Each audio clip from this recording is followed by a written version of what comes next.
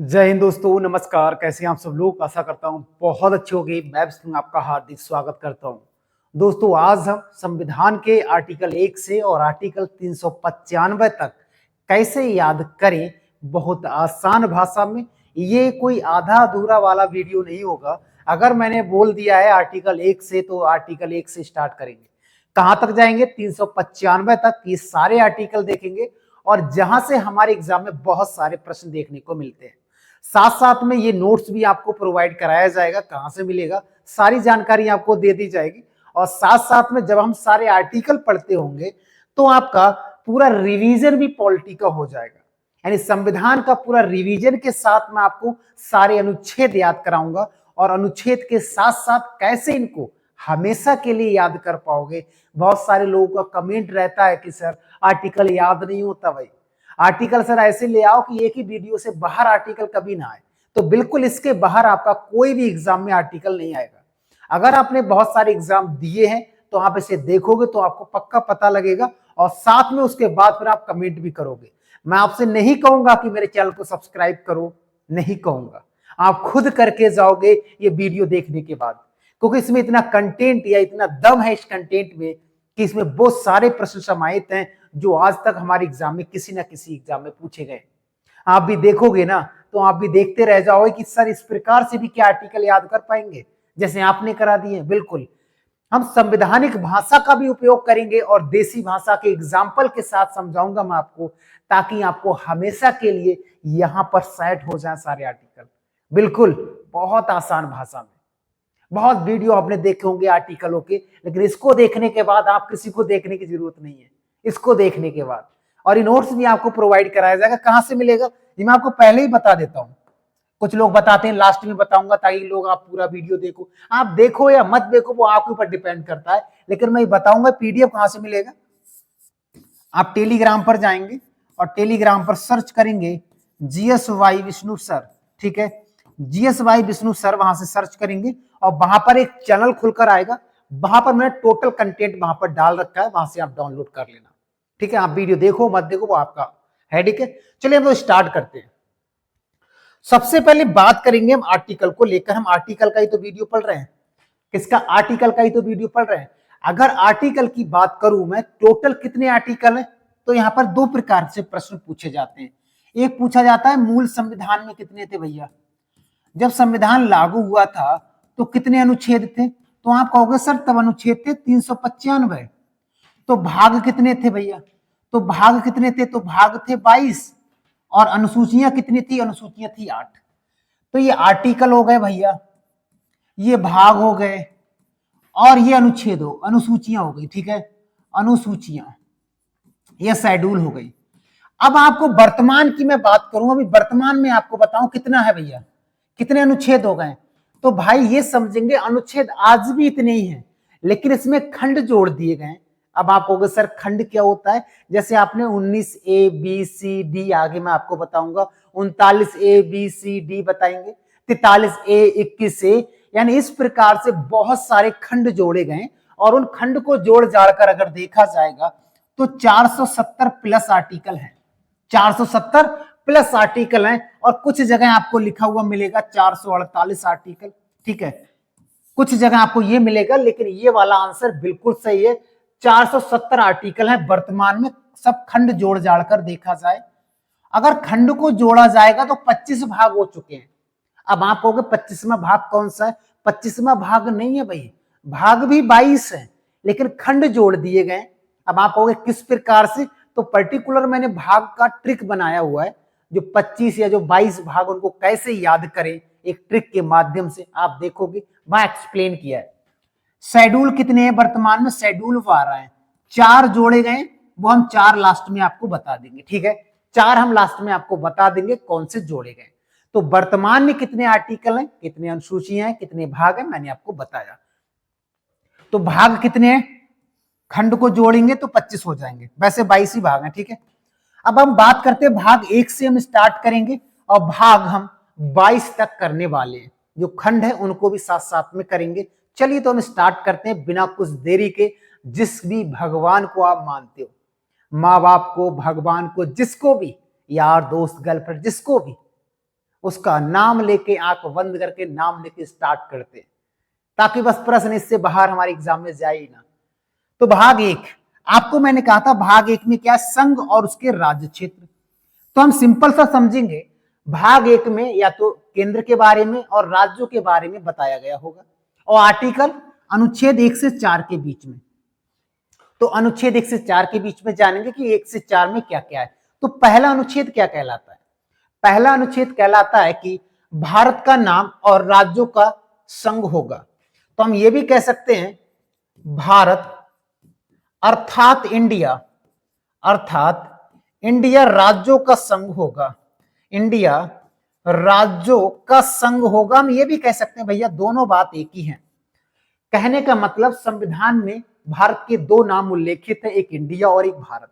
तो पहला आर्टिकल कहता है भारत अर्थात इंडिया राज्यों का संघ होगा, ठीक है, पहला हो गया।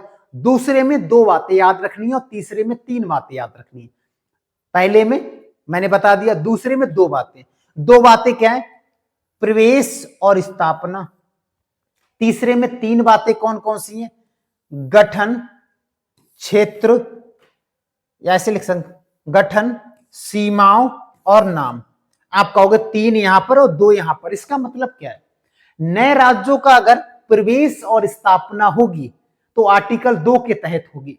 अब आप कहोगे सर ऐसे कैसे मान लिया, जैसे सिक्किम था, सिक्किम को 35वां संविधान संशोधन 1974 के द्वारा सिक्किम को सह राज्य का दर्जा दिया गया था, असम के सहयोगी बनाया गया था, तो इसी के अंतर्गत लिया जाएगा। कोई विदेशी राज्य को अगर हम ले तो किसके अंतर्गत उसको एडॉप्ट किया जाएगा, आर्टिकल 2 के तहत। दो समझ गए क्या है, किसी विदेशी चीज को अपने, या कोई विदेशी राज्य है वो अपने में समाना, तो आर्टिकल 2 के तहत किसी राज्य का गठन प्रवेश और स्थापना होगा। अगर हम तीन की अगर यहां पर बात करेंगे तो तीन में तीन बातें याद रखनी है, नए राज्यों का गठन, नए राज्यों की सीमाओं में परिवर्तन, और नए राज्यों के या जो राज्य हैं उनके नामों में परिवर्तन। जैसे गठन की मैं बात करूं तो उत्तर प्रदेश से उत्तराखंड अलग हुआ है, बिहार से झारखंड अलग हुआ है, मध्य प्रदेश से छत्तीसगढ़ अलग हुआ है, आंध्र प्रदेश से तेलंगाना अलग हुआ है। वो किस आर्टिकल के तहत है, तो आर्टिकल 3 के तहत है, हाँ या ना, पहला। दूसरा है सीमाओं में परिवर्तन, दो राज्यों के बीच में सीमाओं का विवाद है या उसमें परिवर्तन भी आर्टिकल 3 के तहत हो जाएगा। दो राज्यों में सीमाओं का कोई विवाद होगा वो आर्टिकल 3 के तहत सॉल्व हो जाएगा। चौथा है, तीसरा नाम का मतलब है जैसे कोई राज्य है, फॉर एग्जाम्पल जब उत्तर प्रदेश से उत्तरांचल अलग हुआ था ना, लेकिन वर्तमान में उसे उत्तराखंड कहते हैं, तो उत्तरांचल से उत्तराखंड हो गया। ऐसे राज्यों के नामों में परिवर्तन भी हो जाता है, किस प्रकार से, तो आर्टिकल 3 के अनुसार हम नामों में परिवर्तन भी कर सकते हैं, सीमाओं में परिवर्तन कर सकते हैं और नए राज्यों का गठन भी कर सकते हैं। 3 में, 2 में प्रवेश और स्थापना करेंगे, 3 में गठन, सीमाओं में परिवर्तन और नामों में परिवर्तन भी करेंगे। आर्टिकल 4 यहां पर लिखा हुआ नहीं है, मैं चौथा आपको बता देता हूं। आर्टिकल 4 क्या कहलाता है, यह कहलाता है कि आर्टिकल 2 और 3 में जो भी परिवर्तन होगा आर्टिकल 2 में और 3 में, उसके लिए कोई संविधान संशोधन नहीं होगा, ये आर्टिकल 4 कहलाता है, ठीक है। आगे बढ़ते हैं, उसके बाद भाग 2 याद रखेंगे। भाग 2 में है नागरिकता।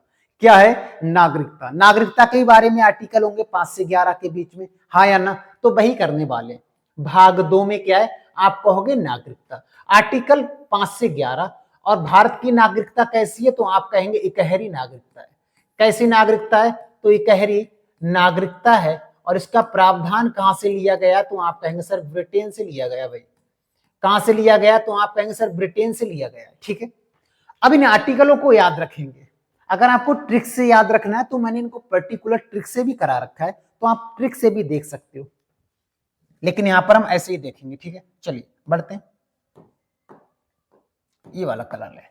आर्टिकल 5 क्या कहलाता है, संविधान के प्रारंभ पर नागरिकता। जब संविधान लागू हुआ था तो उस समय किस प्रकार के प्रावधान थे नागरिकता अपनाने के लिए, वो आर्टिकल 5 में रखा गया है। लेकिन आर्टिकल 6 और 7 उस समय की परिस्थितियों को देखकर बनाया गया था, क्योंकि उस समय भारत से एक नया राष्ट्र बना था पाकिस्तान, 14 अगस्त 1947 ईस्वी को। तो उस समय की स्थितियों को देखते हुए दो आर्टिकल बनाए गए। पहला आर्टिकल, छठा और सातवां, पाकिस्तान से भारत आने वाले जो व्यक्ति थे और भारत से पाकिस्तान जाने वाले जो व्यक्ति थे, यानी कुछ लोग भारत से पाकिस्तान जा रहे थे और पाकिस्तान से भारत आ रहे थे, इसी भगदड़ के लिए ये दो आर्टिकल बनाए गए थे। तो कभी कभी ऐसे ही प्रश्न पूछ लिया जाता है कि कौन सा आर्टिकल भारत से पाकिस्तान जाने वाले व्यक्तियों की नागरिकता दर्शाता है, तो हम बता सकते हैं। ठीक है, आर्टिकल 8 क्या बताता है?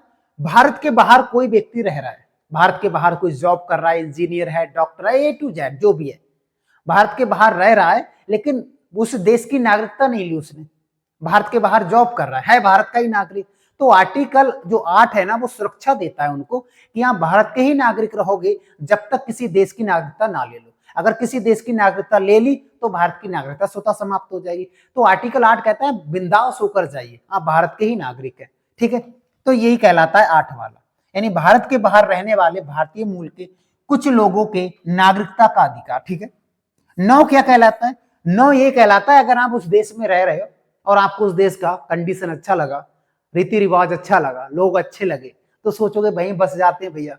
तो अगर वहां बस गए, जब बस जाओगे तो नागरिकता लेनी पड़ेगी। अब जब नागरिकता ले लोगे तो भारत की नागरिकता स्वतः ही समाप्त हो जाएगी। तो आपको किसी के पास पत्र लिखने की जरूरत नहीं है कि हमें नागरिकता समाप्त करना है, कुछ नहीं, भारत की नागरिकता स्वतः ही समाप्त हो जाएगी भाई। ठीक है, तो 9 कहलाता है किसी विदेशी राज्य की स्वेच्छा से नागरिकता लेने पर भारत की नागरिकता स्वतः ही समाप्त हो जाएगी, 9 कहलाता है। 10 क्या कहलाता है? नागरिकता के अधिकारों का जारी रहना। बिल्कुल, नागरिकता के अधिकार तब तक जारी रहेंगे जब तक आप संविधान का पालन करेंगे। अगर संविधान का आप पालन नहीं करोगे, किसी पड़ोसी देश के साथ आपकी साठगांठ है, तो आपका काम खत्म हो जाएगा, आपकी नागरिकता छीन ली जाएगी, है ना।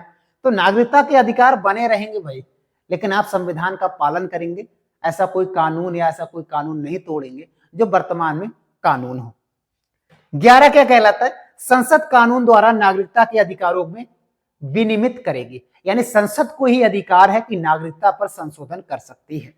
जब हमने नागरिकता टॉपिक पढ़ाया था, अब मैं एक चीज आपको और बता देता हूं। यहाँ पर मैंने पॉलिटी के 2 पार्ट पढ़ाए थे। पॉलिटी 1 5.5 घंटे के आसपास था और पॉलिटी 2 यानी 4.5 घंटे के आसपास है। अगर आप वही 9-10 घंटे का वीडियो अगर देख लेते हो तो किसी भी एग्जाम में बैठने से आपको निराशा हासिल कभी लाइफ में नहीं होगी। 80 से 90% प्रश्न उसी में से मिल जाएगा आपको, इतना मैं विश्वास से कह रहा हूं। और ये सब मैंने बहुत डिटेल से वहां भी बताया, लेकिन यहाँ पर हमारा उद्देश्य है कि सारे आर्टिकल को कैसे याद कर पाए एक देसी भाषा में, संवैधानिक भाषा में। तभी मैंने कि एग्जाम्पल देके आपको एक्सप्लेन कर रहा हूं। तो मैंने भाग 2 कर लिया भैया, अब भाग 3 करेंगे। भाग 3 में क्या है? मौलिक अधिकार। और मौलिक अधिकार कहां से लिए गए? तो आप कहेंगे सर अमेरिका से लिए गए। कहां से लिए गए? अमेरिका से लिए गए। आर्टिकल 12 से 35 के बीच में बात करेंगे। कहां से? तो प्रश्न कभी कभी तो यही आ जाता है कि भाग 3 में क्या है, मौलिक अधिकार कहां से लिया गया है, भाग 3 आर्टिकल कहां से कहां तक है, कभी कभी तो यही पूछ लेता है। ठीक है, तो आर्टिकल 12 में बात करेंगे। तो आर्टिकल 12 में राज्य की परिभाषा है। राज्य का मतलब यहाँ देश से, या देश की परिभाषा नहीं कह सकते, लेकिन कहेंगे हम राज्य की ही परिभाषा। ठीक है, इसके अंतर्गत जो संसद में की जो कार्यपालिका है, राज्य की कार्यपालिका है, ये सारे लोग आ जाएंगे, राष्ट्रपति, राज्यपाल, नगर निकाय वगैरह सबकी परिभाषा इसमें समाहित है। और आर्टिकल 12 के ही प्रकार से एक आर्टिकल और आगे आप पढ़ोगे, आर्टिकल 36। कौन सा पढ़ोगे? आर्टिकल 36, उसमें भी राज्य की परिभाषा है भाई। ठीक है, आर्टिकल 13 कहलाता है कि मूल अधिकारों से असंगत या उनका अपमान करने वाले कानून। यानी ये कह रहा है कार्यपालिका अगर कोई कानून लागू करेगी तो कार्यपालिका ऐसा कोई कानून लागू नहीं करेगी जिससे हमारा मौलिक अधिकार कम या खत्म हो जाए या हनन हो जाए। अगर ऐसा कोई कानून कार्यपालिका लागू करती है तो न्यायालय उसको निरस्त कर देगा, ये कहा गया है, समझ लेंगे ना। तो कोई ऐसा कानून नहीं बनाया जाएगा जिससे हमारे मौलिक अधिकार का शोषण हो जाए। अब हमारे मौलिक अधिकार क्या है, फंडामेंटल राइट क्या है, वो मैं आपको एक्सप्लेन करूंगा। 6 मौलिक अधिकार है वर्तमान में, उनकी बात करेंगे। पहले 7 थे, लेकिन संपत्ति का जो अधिकार था ना, जो 7वां मौलिक अधिकार था ना, उसे 44वां संविधान संशोधन 1978 के द्वारा खत्म कर दिया गया है। अब वो विधिक अधिकार है, कानूनी अधिकार है, जिसे आर्टिकल 300 का और भाग 12 में उसको वर्तमान में रखा गया है। ठीक है, चलिए, तो पहला मौलिक अधिकार है हमारा समता का अधिकार या समानता का अधिकार, आर्टिकल 14 से 18। समता का अधिकार या समानता का अधिकार, ये हमारा पहला मौलिक अधिकार है। आर्टिकल 14 से 18, 5 आर्टिकल हम जानेंगे, यहां पर ये लिखे हुए। पहला आर्टिकल, आर्टिकल 14। आर्टिकल 14 कहता है कि विधि के समक्ष समानता। विधि का मतलब यहां कानून से, कानून के समक्ष प्रत्येक व्यक्ति समान है। लेकिन यहां पर 4 लोगों को अलग रखा गया है, 4 डिपार्टमेंट कह सकते हैं। जैसे राष्ट्रपति को अलग रखा है, राज्यपाल को अलग रखा है, सांसद और विधायक को, इनको कुछ अलग स्वतंत्रताएं दे रखी है। ठीक है, जैसे आर्टिकल आप 361 पढ़ोगे तो आर्टिकल 361 में राष्ट्रपति और राज्यपाल के पास विशेष पावर होती है। ठीक है, तो लिखा है कानून के समक्ष समानता या विधि के समक्ष समानता। ये सेंटेंस है ना, ये वाला, ये ब्रिटेन से लिया गया है। ये कहां से लिया गया है? ये ब्रिटेन से लिया गया है। लेकिन ये वाला जो सेंटेंस है ना, ये अमेरिका से लिया गया है। दोनों में अंतर है भाई, दोनों में अंतर है। अब आप कहोगे सर अंतर क्या है, तो अंतर समझो। कानून के समक्ष, जो कानून है उसी के समक्ष समानता दी गई है, लेकिन यहाँ कानून का समान संरक्षण की बात की गई है। संरक्षण की यहां पर बात की गई, यहां समानता की बात की गई है, दोनों में अंतर है। ये वाला सेंटेंस या आर्टिकल 14 हम कह सकते हैं ब्रिटेन से लिया गया है। लेकिन ये वाला जो सेंटेंस है ना, ये कभी कभी पूछा जाता है, ये अमेरिका से लिया गया है। ठीक है, आर्टिकल 15 क्या कहलाता है कि धर्म, मूल वंश, जाति, लिंग और जन्म स्थान के आधार पर भेदभाव नहीं किया जाएगा। अगर कोई व्यक्ति हिंदू है, मुस्लिम है, सिख है, ईसाई है, जैन है, बौद्ध है, पारसी है, कोई भी धर्म का हो, कोई भी जाति का है, कोई भी जाति का है, कोई भी लिंग, लड़की है, ट्रांसजेंडर है, लड़का है, जो भी है, जन्म आपका राजस्थान में हुआ है, चाहे नागालैंड में हुआ है, चाहे केरल में हुआ है, चाहे जम्मू कश्मीर में हुआ है, सबको समानता की बात यहां पर बताई गई है आर्टिकल 15 में। लेकिन आरक्षण की भी बात 15 और आर्टिकल 16 में भी दी गई है भाई, है ना। तो याद रखेंगे आर्टिकल 15 में क्या क्या दिया गया है, ये है। और अपवाद में भी कई सारी चीजें, आर्टिकल 15 में अपवाद भी है। ठीक है, वो चीज भी मैं आपको बताऊंगा। 16 क्या कहलाता है? सार्वजनिक रोजगार के मामलों में अवसर की समानता। जो रोजगार भारत सरकार के द्वारा दिए जाते हैं उनमें समानता दी जाएगी, यानी सरकारी नौकरी की हम यहाँ पर बात कर सकते हैं। हम ये भी कह सकते हैं कि लोक नियोजन के विषय में अवसर की समानता भी यहाँ पर कह सकते हैं आर्टिकल 16 में। तो सरकारी नौकरियों में समानता की बात यहाँ पर बताई गई है कि प्रत्येक व्यक्ति समान है।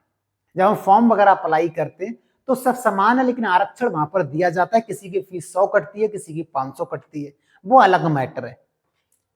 17 क्या कहता है भाई? 17 करता है अस्पृश्यता का अंत। अस्पृश्यता का मतलब है छुआछूत का अंत। अब आप कहोगे सर छुआछूत क्या होता है? छुआछूत का मतलब होता है कोई निचली कास्ट का व्यक्ति है, बहुत नीची कास्ट का, और आप उससे, वो संपर्क में आपके आ रहा है, आपके पास आ रहा है, तो आप उससे घृणा कर रहे हो, गाली दे रहे हो, अपमान सूचक शब्द बोल रहे हो कि तू ऐसा है, तू वैसा है। तो ऐसा आप नहीं कर सकते। ये आर्टिकल 17 कहता है अस्पृश्यता का अंत, छुआछूत का अंत अब होना चाहिए आर्टिकल 17 में। आर्टिकल 18 उपाधियों का अंत। कोई व्यक्ति उपाधि धारण नहीं करेगा। पहले के लोग बहुत तगड़ी तगड़ी उपाधि धारण करते थे, महाराजा धीराज, खलीफा, राय बहादुर, बहादुर, नाइटहुड, कितनी सारी उपाधि। तो उपाधि इसलिए खत्म कर दी गई है भैया, ये खराब है। किसी को उपाधि दे दिया जाएगा तो व्यक्ति उसको बहुत तगड़ा समझेगा कि यार व्यक्ति बहुत उपाधि इसके पास में, इसका मतलब ये बहुत बहादुर है। ऐसा कुछ नहीं है भाई, इसलिए इन्होंने कहा उपाधियां खत्म कर दूंगे, कोई उपाधि धारण नहीं करेगा। सैनिक के क्षेत्र में है एक दो, और शिक्षा के क्षेत्र में अगर प्रोफेसर, डॉक्टर वगैरह लगा लेते हैं, वो मैटर अलग करता है। ठीक है, लेकिन उपाधियां बिल्कुल खत्म कर दी गई हैं, ये चीज हमको याद रखनी है। 14 में विधि के समक्ष समानता, रिवीजन कराता हूं। 14 में विधि के, पहली स्टार्टिंग से, 12 में राज्य की परिभाषा, 13 में ऐसा कोई कानून नहीं बनाया जाएगा जिससे हमारे मौलिक अधिकार का शोषण या हनन होगा। अगर ऐसा कोई कानून बनाएगा तो न्यायालय उसको रद्द कर देगी। 14 विधि के समक्ष समानता। 15 धर्म, जाति, लिंग और जन्म स्थान के आधार पर भेदभाव नहीं किया जाएगा। 15 हो गया ना। 16 लोक नियोजन के विषय में अवसर की समानता या सरकारी रोजगार या सार्वजनिक रोजगार में अवसर की समानता। 16 17 में अस्पृश्यता का अंत। 18 में उपाधियों का अंत। याद रखोगे। आगे बढ़ते हैं, चलिए अब बात करते हैं दूसरा मौलिक अधिकार, स्वतंत्रता का अधिकार। आर्टिकल 19 से 22 के बीच में किसका? स्वतंत्रता का अधिकार। अब यहां पर हमको स्वतंत्रताएं मिलेंगी, कितने प्रकार की मिल सकती है भाई, सोच कर देखो। वो सारी यहाँ पर देखने को मिलेंगी। तो यहाँ लिखा है मैंने आर्टिकल 19 यानी 19 सभी नागरिकों को 6 अधिकारों की गारंटी देता है भैया। ये कितने अधिकार? 6। तो यहाँ 6 लिखा है, जैसे मैं यहाँ 19 लिख देता हूँ सब में, 19 अगर मैं यहाँ लिख दूं, ठीक है, आप कहोगे सर लिख दो, कोई दिक्कत नहीं है भाई।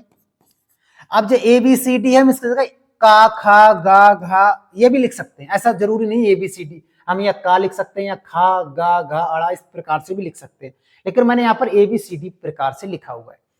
तो देखते हैं भैया, तो पहला है का वाला, ए वाला है वाक एवं अभिव्यक्ति की स्वतंत्रता। वाक का मतलब बोलने की स्वतंत्रता, और अभिव्यक्त जो विचार आपके अंदर प्रकट हुए हैं उसको अभिव्यक्त भी कर सकते हो। तो बोलने, प्रेस को बोलने की स्वतंत्रता दी जाती है, वो आर्टिकल 19 का क्लॉज 1 है, ठीक है। प्रेस को बोलने की स्वतंत्रता, मौन रखने की स्वतंत्रता इसी के तहत है, आर्टिकल 19 का क्लॉज 1, और इसी के तहत है कि अपने निजी भवन पर तिरंगा भी लहरा सकते हो, ये आर्टिकल का 19 का क्लॉज 1 कहता है, या का कहता है या ए कहता है, याद रख लेंगे। वाक एवं अभिव्यक्ति की स्वतंत्रता, प्रेस को बोलने की स्वतंत्रता देता है। वी क्या कहता है? वी की जगह खा भी लिख सकते हैं, जरूरी नहीं, ठीक है। शांतिपूर्वक और बिना हथियारों के एकत्र होकर होने की स्वतंत्रता, यानी कहीं भी अगर सम्मेलन हो रहा है तो आप सम्मेलन को शांतिपूर्वक कर सकते हो और बिना हथियारों के। ऐसा नहीं कि चादर के अंदर तगड़ा तगड़ा माल रखा हुआ है और हम सम्मेलन कर रहे हैं, और जैसे ही बात नहीं मानी चादर को पीछे फेंका और दगा दग चले जा रहे हैं, ऐसा नहीं है भाई। तो ये कहता है खा वाला कि शांतिपूर्वक आप सम्मेलन कर सकते हो, कोई दिक्कत नहीं है, लेकिन बिना हथियारों के। हड़ताल की बात यहाँ पर नहीं की गई है, अगर हड़ताल करोगे तो जेल में डाल दिए जाओगे भाई। तीसरा है संघ या यूनियन बनाने की स्वतंत्रता। आप संघ बना सकते हो, संगम बना सकते हो, यूनियन बना सकते हो, लेकिन यहाँ पर 2 लोग नहीं बना सकते, संगठन नहीं बना सकते, एक सैनिक लोग और दूसरे वैश्या। अगर सैनिक लोगों ने संगठन बनाना स्टार्ट कर दिया देश का क्या होगा भाई, और वैश्या अगर एक हो गई तो देश नरक में चला जाएगा। इसलिए वैश्या और सैनिक लोगों को यहाँ पर अपवाद में रखा हुआ है, ये लोग सम्मेलन या संघ नहीं बना सकते या संगठन नहीं बना सकते। बाकी आप 10 संगठन बनाओ, 50 बनाओ, कोई मायने नहीं, लेकिन शांतिपूर्वक बड़े आराम से, ऐसा नहीं कि आतंकी संगठन बना लो, है ना। डी वाला देखते, भारत के राज्य क्षेत्र में निर्बाध रूप से घूमने की स्वतंत्रता, यानी पूरे भारत में आप कहीं भी घूम सकते हो, उसके लिए कोई वीजा की जरूरत नहीं है, कोई पासपोर्ट की जरूरत नहीं है। आप 28 राज्य में किसी राज्य में कहीं जाओ, कोई सीमा शुल्क नहीं लिया जाएगा। तो ये कह रहे पूरे भारत में कहीं भी घूमने की स्वतंत्रता कौन सा आर्टिकल देता है हमको? तो आर्टिकल 19 का डी देता है, क्लॉज डी, ठीक है। ई में क्या है? भारत के किसी भी भाग में निवास करने की स्वतंत्रता है भैया, ठीक है। निवास का मतलब है आप भारत में कहीं भी मकान ले सकते हो, जमीन ले सकते हो, मकान बना सकते हो, रह सकते हो, चाहे नागालैंड में ले लो, चाहे लद्दाख में ले लो, चाहे जम्मू कश्मीर में ले लो, कहीं ले लो भाई, पूरे भारत में कहीं भी बस जाओ, मकान बना के रहने लगो, कोई जरूरी नहीं है भाई। तो ये स्वतंत्रता कौन सा आर्टिकल देता है? तो ई देता है। एफ वाला हमारे पास वर्तमान में आर्टिकल नहीं है, क्योंकि इसमें संपत्ति का अधिकार था, जो मैंने कह दिया खत्म हो गया भाई। अब वो आर्टिकल 300 का भाग 12 में है, 4 कह रहा हूं, भाग 12 में है और आर्टिकल 300 का में है। और संपत्ति का अधिकार मौलिक अधिकार ना होकर विधिक अधिकार, कानूनी अधिकार, संवैधानिक अधिकार है, बट मौलिक अधिकार नहीं है। जी क्या कहता है? किसी भी पेशा अपनाना, किसी भी पेशा अपनाने या कोई व्यवसाय या व्यापार या कारोबार करने की स्वतंत्रता। सिंपल सा समझो, भारत में कोई भी व्यापार कहीं भी कर सकते हो, उसकी स्वतंत्रता है, लेकिन मर्यादा में करोगे। ऐसा नहीं आप कसाई खाना चला रहे हो और कहोगे भाई हम व्यापार कर रहे हैं और आर्टिकल 19 का जी हमको देता है कि व्यापार करो भैया, अब हम तो कसाई खाना खोल लिए, तो वो व्यापार नहीं है भाई। व्यापार वो करो जो संविधान के खिलाफ ना हो, कानून के खिलाफ ना हो।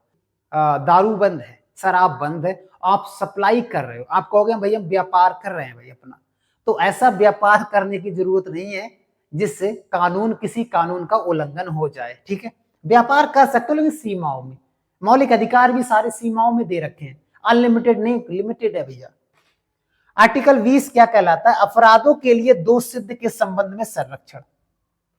कोई व्यक्ति अपराध है और अपराध तब तक नहीं माना जाएगा जब तक उसने कोई अपराध नहीं किया हो। तो अपराध, अगर कोई व्यक्ति अपराधी है तो अपराधी के लिए कुछ संरक्षण की बात यहाँ पर देने की बात चल रही है, ठीक है। 21 क्या कहलाता है?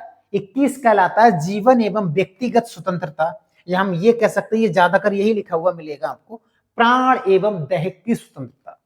इसका मतलब है व्यक्ति को गरिमापूर्ण जीवन जीने का अधिकार है, व्यक्ति को अपने एटीट्यूड के साथ जीवन जीने का अधिकार आर्टिकल 21 देता है। राइट टू प्राइवेसी, निजता का अधिकार भी आर्टिकल 21 देता है। और इच्छा अनुसार जीवन साथी चुनने का अधिकार, बिल्कुल सही सुना, इच्छा अनुसार यानी लव मैरिज जिसे हम बोलते हैं, अगर इच्छा है तो इच्छा अनुसार जीवन साथी चुनने का अधिकार आर्टिकल 21 देता है, हमको याद रखना है, ठीक है। इसको मैंने डिटेल से भी कराया हुआ है, लेकिन यहाँ पर बस समझो जो प्रश्न हमारे एग्जाम में आर्टिकल से आते हैं वो सारे प्रश्न इसमें समाहित होंगे। तो 21 सबसे बड़ा आर्टिकल है, मौलिक अधिकार में सबसे तगड़ा हमारे लिए है। तभी मैंने कहा आर्टिकल 20 और 21 कभी निलंबित नहीं होते हैं किसी भी परिस्थिति में, चाहे आपातकाल लगे, भूकंप आए, कुछ भी भैया, लेकिन ये खत्म नहीं होते 20 और 21। नहीं तो अगर 20 खत्म कर दिया जाएगा तो प्रत्येक व्यक्ति को अपराधी मानकर जेल में डाल दिया जाएगा। इसलिए ये दो आर्टिकल खत्म नहीं होते, बाकी सारे खत्म करवा सकता है, इन्हें निलंबित करवा सकता है। 22 क्या कहलाता है? कुछ मामलों में गिरफ्तारी और नजरबंदी से संरक्षण। कुछ मामलों में आपको गिरफ्तारी जब होती है तो गिरफ्तारी का कारण बताएंगे, और गिरफ्तारी के बाद 24 घंटे के अंदर अंदर न्यायालय या दंडाधीश के सामने प्रस्तुत करना पड़ेगा। ये सारी बातें यहाँ पर की गई हैं। तो हम सिंपल सा क्या याद रखेंगे? 20 में अपराध किया, 22 में गिरफ्तार हो गए, 20 में अपराध किया, 21 में जीवन जिया और 22 में गिरफ्तार हो गए। याद रख लोगे, अपराध, जीवन, गिरफ्तारी, 3 आर्टिकल ऐसे याद कर लेना। आगे बढ़ते हैं, अब हम बात करते हैं शोषण के विरुद्ध अधिकार, आर्टिकल 23 से 24। अब यहाँ शोषण की बात हो रही, तो शोषण का मतलब अत्याचार, कहीं ना कहीं अत्याचार होगा, किस पर होगा देखते हैं। आर्टिकल 23 कहता है मानव का दुर्व्यापार और बलात्श्रम पर रोक या प्रतिषेध। मानव का दुर्व्यापार, दुर का मतलब शरीर का व्यापार नहीं करेंगे, वैश्यावृत्ति, गुलाम की बात कर रहे हैं यहाँ पर, शरीर का व्यापार नहीं होना चाहिए। बलात्श्रम का मतलब है जबरदस्ती किसी से काम नहीं करा सकते भाई, जबरदस्ती पकड़ के ले आए और बोले चल भाई काम करेगा क्यों नहीं। आपने केजीएफ मूवी देखा होगा भैया, ट्रक में डाला डीसीएम में, जिसमें डाला भर के खान में उतार दिया, काम करोगे क्यों नहीं भाई, खाने के लिए काम करना पड़ेगा। तो कहने का मतलब जबरदस्ती, बलात्श्रम पर रोक लगाएगी, जबरदस्ती काम नहीं करा सकते, मन है तो ठीक है वरना नहीं। लेकिन आज भी बहुत जगहों पर ये चल रहा है।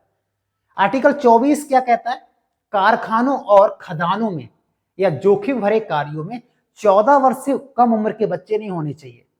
कंपनियों में, खदानों में या जो जोखिम भरा कार्य, वहां पे 14 वर्ष से उम्र के कम उम्र के बच्चे नहीं होने चाहिए। अगर ज्यादा के हैं तो ठीक है, लेकिन 14 से कम नहीं होने चाहिए, ये लिखा हुआ है। अगर ऐसा कोई व्यक्ति पाया जाता है, ऐसे कोई कारखाना या कुछ भी, तो वो सील हो जाएगा, ऐसे कह सकते हैं, ठीक है। तो हमने 2 आर्टिकल देख लिए, दोनों में शोषण है भैया, यहाँ पे मानव का दुर्व्यापार और यहाँ कारखानों पे काम कराने पर रोक है, 14 वर्ष से कम उम्र के बच्चों, अगर ऐसा देखा गया तो वो फैक्ट्री वगैरह बंद हो जाएगी, ठीक है। उसके बाद नेक्स्ट मौलिक अधिकार है हमारा धार्मिक स्वतंत्रता का अधिकार, आर्टिकल 25 से 28।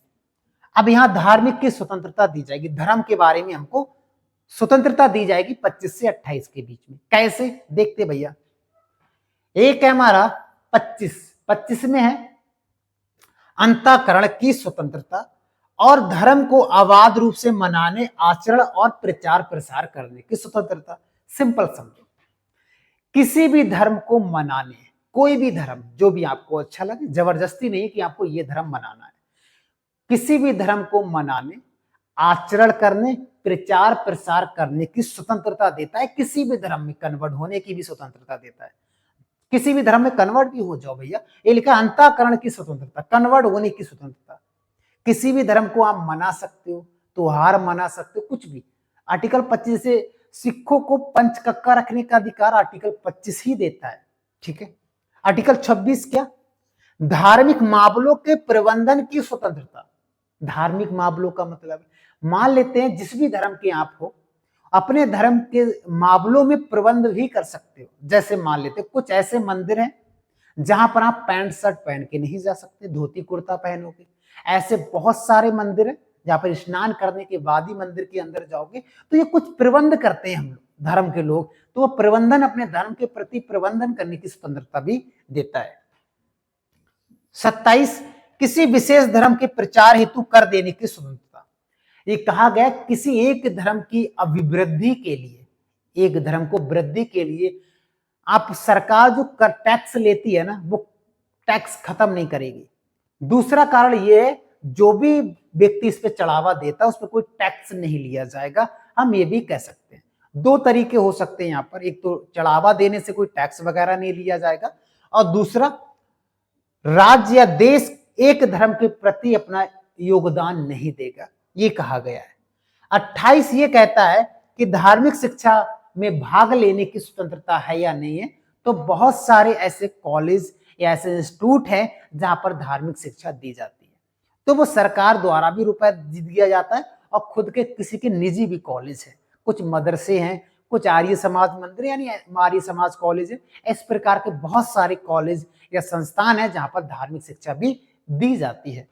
तो 28 ये कहलाता है। उसके बाद में सांस्कृतिक और शैक्षणिक अधिकार अनुच्छेद 29 में और 30 में हम पढ़ेंगे। तो अनुच्छेद 29 क्या कहलाता है, अनुच्छेद 30 क्या कहलाता है। 29 कहलाता है कि अल्पसंख्यक के हितों का संरक्षण। जो अल्पसंख्यक समुदाय के लोग हैं उनको अपनी भाषा चुनने का अधिकार, अपनी लिपि चुनने का अधिकार, अपनी संस्कृति चुनने का अधिकार है। बिल्कुल अपनी लिपि चुन सकते हो, जो भी लिपि है आपका, जो भी भाषा है वो चुन सकते हो। 29 कहता है। 30 क्या कहता है, 30 कहता है कि अल्पसंख्यकों को शैक्षणिक या शिक्षा के क्षेत्र में संस्थान बनाने की स्वतंत्रता और उस पर प्रशासन करने की स्वतंत्रता भी आर्टिकल 30 देता है। यानी अल्पसंख्यक समुदाय के लोग कॉलेज, यूनिवर्सिटी या जो इंस्टीट्यूट वगैरह बना सकते हो और उस पर प्रशासन भी कर सकते हो। ये 30 कहलाता है।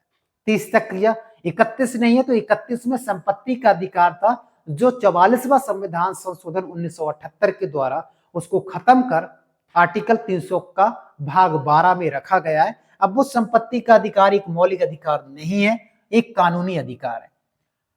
संवैधानिक उपचारों का अधिकार, उपचार करेगा ये हमारा जब हमारे मौलिक अधिकार का शोषण या हनन होता है। यहां लिख देते हैं, जब मौलिक अधिकारों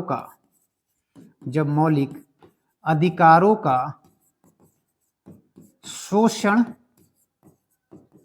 या हनन होता है तो सुप्रीम कोर्ट आर्टिकल 32 के तहत और हाई कोर्ट आर्टिकल 226 के तहत जाकर रिट जारी कर सकते हो, रिट जारी कर सकते हो। ठीक है, रिट, ये जिसे रिट ब्रिटेन से लिया गया। अब ये रिट क्या होता है, रिट 5 प्रकार की होती है। रिट कितने प्रकार की होती है, 5। तो पहला है हमारा बंदी प्रत्यक्षीकरण। क्या है, बंदी प्रत्यक्षीकरण, ये पहली रिट है, इसको मैंने डिटेल से भी बताया है। दूसरा हमारा परमादेश। क्या है, परमादेश। तीसरा है हमारा उत्प्रेषण। चौथा हमारा प्रतिषेध और पांचवा हमारा अधिकार पक्ष। क्या हमारा अधिकार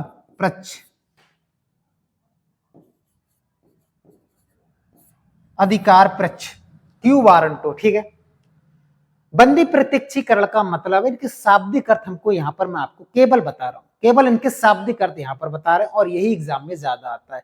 इसको डिटेल से पढ़ेंगे तो वो मैंने एक्सप्लेन कर दिया है। ठीक है, जो मैराथन वाली क्लास है। बंदी प्रत्यक्षीकरण का मतलब है या शाब्दिक अर्थ होता है शरीर चाहिए, शरीर पेश करना। परमादेश का शाब्दिक अर्थ होता है हम आदेश देते हैं। उत्प्रेषण का मतलब होता है मनाही कर देना। प्रतिषेध का मतलब होता है रोक देना। अधिकार पक्ष का मतलब होता है किस अधिकार से आप इस पद पर हो, मुझे जरा बताओ। ठीक है, ये 5वां है। चलिए इसके लिए इतना ही। और हाँ, ये आर्टिकल 32 को भीमराव अंबेडकर ने, डॉक्टर भीमराव डॉक्टर भीमराव अंबेडकर अंबेडकर अंबेडकर जी ने संविधान की आत्मा कहा था भाई। क्या कहा था? संविधान की आत्मा कहा। किसने? तो डॉक्टर भीमराव अंबेडकर जी ने संविधान की आत्मा किस आर्टिकल को कहा था या किसको कहा था? तो आर्टिकल 32 को। और आपको पता है डॉक्टर भीमराव अंबेडकर जी को ही संविधान का मुनि या संविधान का जनक भी कहा जाता है। ठीक है, चलिए आगे बढ़ते। अब देखेंगे हम भाग 4, हम 3 कर चुके हैं, अब भाग 4 की हम बात करेंगे। यहाँ पर राज्य के नीति निर्देशक तंत्र, जिसका कहां से लिए गए? आयरलैंड से लिए गए। कहां से लिए गए? आयरलैंड से लिए गए। अनुच्छेद 36 से 51 के बीच में पढ़ने वाले, और यहां से हमारे एग्जाम में बहुत प्रश्न देखने को मिलते हैं, देख लेते हैं भैया। ठीक है, तो मैंने कहा था 36 में भी परिभाषा आपको देखने को मिलेगी आगे। तो इसमें परिभाषा है। 37 में क्या है? 37 में ये न्यायालय में परिवर्तनीय नहीं होंगे। इसका मतलब ये है, भाग 3 और 4 के बारे में 2 बातें यहां पर बताऊंगा। भाग 3 हम न्यायालय में परिवर्तनीय हैं, यानी हम भाग 3 यानी मौलिक अधिकार का अगर आपका शोषण हो रहा है तो आप न्यायालय जा सकते हो, ये मैंने आपको बताया। लेकिन भाग 4 में जितने भी आर्टिकल आप पढ़ोगे अगर इनका शोषण हो रहा है तो आप कहीं नहीं जा सकते भाई। ये सभी आर्टिकल राज्य के ऊपर डिपेंड हैं, तभी बोला राज्य के नीति निर्देशक तत्व। ये सारे आर्टिकल या भाग 4 के जितने भी आर्टिकल हैं वो राज्य के ऊपर डिपेंड करेंगे। राज्य लागू कर सकता भी है और राज्य लागू नहीं भी कर सकता है, और इसके लिए आप न्यायालय नहीं जा सकते, न्यायालय में चुनौती नहीं दे सकते, आप बाध्य योग्य नहीं है, परिवर्तनीय नहीं है। याद रख लिए, बढ़ते हैं आगे। तो ये कह रहा है आप न्यायालय नहीं जा सकते भैया इनके खिलाफ, ना आप ये किसी न्यायालय में परिवर्तनीय होंगे, कुछ भी नहीं होगा। ये राज्य के ऊपर डिपेंड करेंगे, आपको दिया भी जा सकता है और नहीं भी दिया जा सकता है, क्योंकि भाग 4 का मुख्य उद्देश्य यही है कि राज्य को कल्याणकारी बनाना, और ये आर्टिकल 38 में कहा गया है। ठीक है, 38 है नहीं है? 38 है ही नहीं भैया, तो 38 में लिखेंगे, आर्टिकल 38 में राज्य को कल्याणकारी बनाना। राज्य को कल्याणकारी कैसे बना दोगे? आप राजनैतिक न्याय, सामाजिक आर्थिक न्याय जब दोगे तो राज्य अपने आप कल्याणकारी बन जाएगा। ये आर्टिकल 38 कहता है। आर्टिकल 39 में देखा जाएगा तो 6 प्रकार की स्वतंत्रताएं हैं, जैसे आर्टिकल 19 में मैंने बताया था, ऐसे 39 में। लेकिन वो 39 की 6 प्रकार की स्वतंत्रताएं मैंने यहां पर नहीं लिखी हुई है, ना आर्टिकल 39 लिखा है, 39A लिखा हुआ है। तो 39 में एक आर्टिकल आपको याद रखना है, स्त्री और पुरुष के समान कार्यों के लिए समान वेतन की स्वतंत्रता। ठीक है, वो 39 के खंड में कहा गया है। 39A कहता है कि समान न्याय और निःशुल्क कानूनी सहायता। प्रत्येक राज्य का ये शक्ति है कि प्रत्येक व्यक्ति को समान न्याय देना चाहिए, और किसी के व्यक्ति के पास अगर वकील नहीं है तो निःशुल्क कानूनी सहायता भी प्रदान करना चाहिए। ये आर्टिकल 39 का ए कहता है। 40 क्या कहलाता है? ये गांधी जी का आर्टिकल, आर्टिकल 40, इसमें ग्राम पंचायत के बारे में बताया गया है। ठीक है, 41 में क्या कहा गया? काम करने की स्वतंत्रता। यहां हम ये कह सकते हैं आर्टिकल 41 बेरोजगारों का आर्टिकल है, जो गरीब नल्ले बेरोजगार है ना, उनका आर्टिकल है भैया। तो काम से पूछा जाएगा 41 में क्या है, तो आप कहेंगे बेरोजगार है, यानी काम करने, शिक्षा पाने, कुछ मामलों में सार्वजनिक सहायता पाने का अधिकार भी है। तो बेरोजगारों का आर्टिकल हमारा 41, हमको काम चाहिए, रोजगार चाहिए। ठीक है, अगर आप वृद्ध हो जाते हो, 60 साल से अधिक हो जाते हो, जो पेंशन वगैरह मिलता है वो आर्टिकल 41 के तहत मिलता है। कोई व्यक्ति विकलांग है, उसको पेंशन मिल रहा है, तो वो किसके? 41 के तहत ही है, याद रखेंगे। 41 में इतनी बातें। 42 में राज्य में कोई भी काम आप कर रहे हो तो न्याय संगत तरीके से करना चाहिए, न्याय संगत और मानवीय तरीके से कार्य करना चाहिए। ऐसा नहीं है कोई व्यक्ति राज्य में कोई व्यक्ति आपसे काम करा रहा है, मार कर काम करा रहा है, गाली दे के काम करा रहा है, ऐसा नहीं होना चाहिए। न्याय संगत और मानवीय तरीके से आप काम करा सकते हो, वैसे नहीं। दूसरा इसमें कहा गया कि स्त्रियों को प्रसूति सहायता देना। जब स्त्रियां प्रेग्नेंट होती हैं उसके बाद बहुत सारी ऐसी सहायता सरकारी हॉस्पिटल में दी जाती है। सरकारी हॉस्पिटल दवाइयां वगैरह, टीके वगैरह, बहुत सारी चीजें लगवाई जाती है। अब जैसे डिलीवरी का समय आता है तो सरकारी हॉस्पिटल से बहुत सारी एम्बुलेंस भी लगाई जाती है और सरकार रुपए भी बाद में देती है। तो यही लिखा है कि प्रसूति सहायता देना, यहाँ पर लिखा है, ठीक है। ये 42 कहता है। 43 क्या कहता है, श्रमिकों के लिए जीवन निर्वाह मजदूरी आदि। राज्य तय करेगा कि मजदूरों के लिए कितनी न्यूनतम मजदूरी होनी चाहिए, वो आर्टिकल 43 मजदूरी का आर्टिकल 43 हो जाएगा, ठीक है। 43 ए में क्या है, उद्योगों के प्रबंधन में श्रमिकों की भागीदारी। जो आप छोटे छोटे कुटीर उद्योग लगा रहे हो उनमें श्रमिक को, जो मजदूर है, उनकी भागीदारी के बारे में दर्शाया गया है, वो आर्टिकल 43 का ए है। 44 यूनिफॉर्म सिविल कोड यानी सामान्य नागरिक संहिता। अगर ये आर्टिकल पूरे भारत में लागू हो जाता है तो पूरे भारत का एक ही कानून हो गया, एक ही कानून, या जो भी राज्य इसको लागू करेगा उस राज्य में एक ही कानून होगा। ऐसा नहीं कि मुस्लिमों का अलग होगा, ईसाइयों का अलग होगा, हिंदुओं का अलग होगा, ऐसा नहीं है। तो आर्टिकल 44 पहले गोवा था, अब उत्तराखंड है, याद रखेंगे आर्टिकल 44 लागू करने वाला, ठीक है।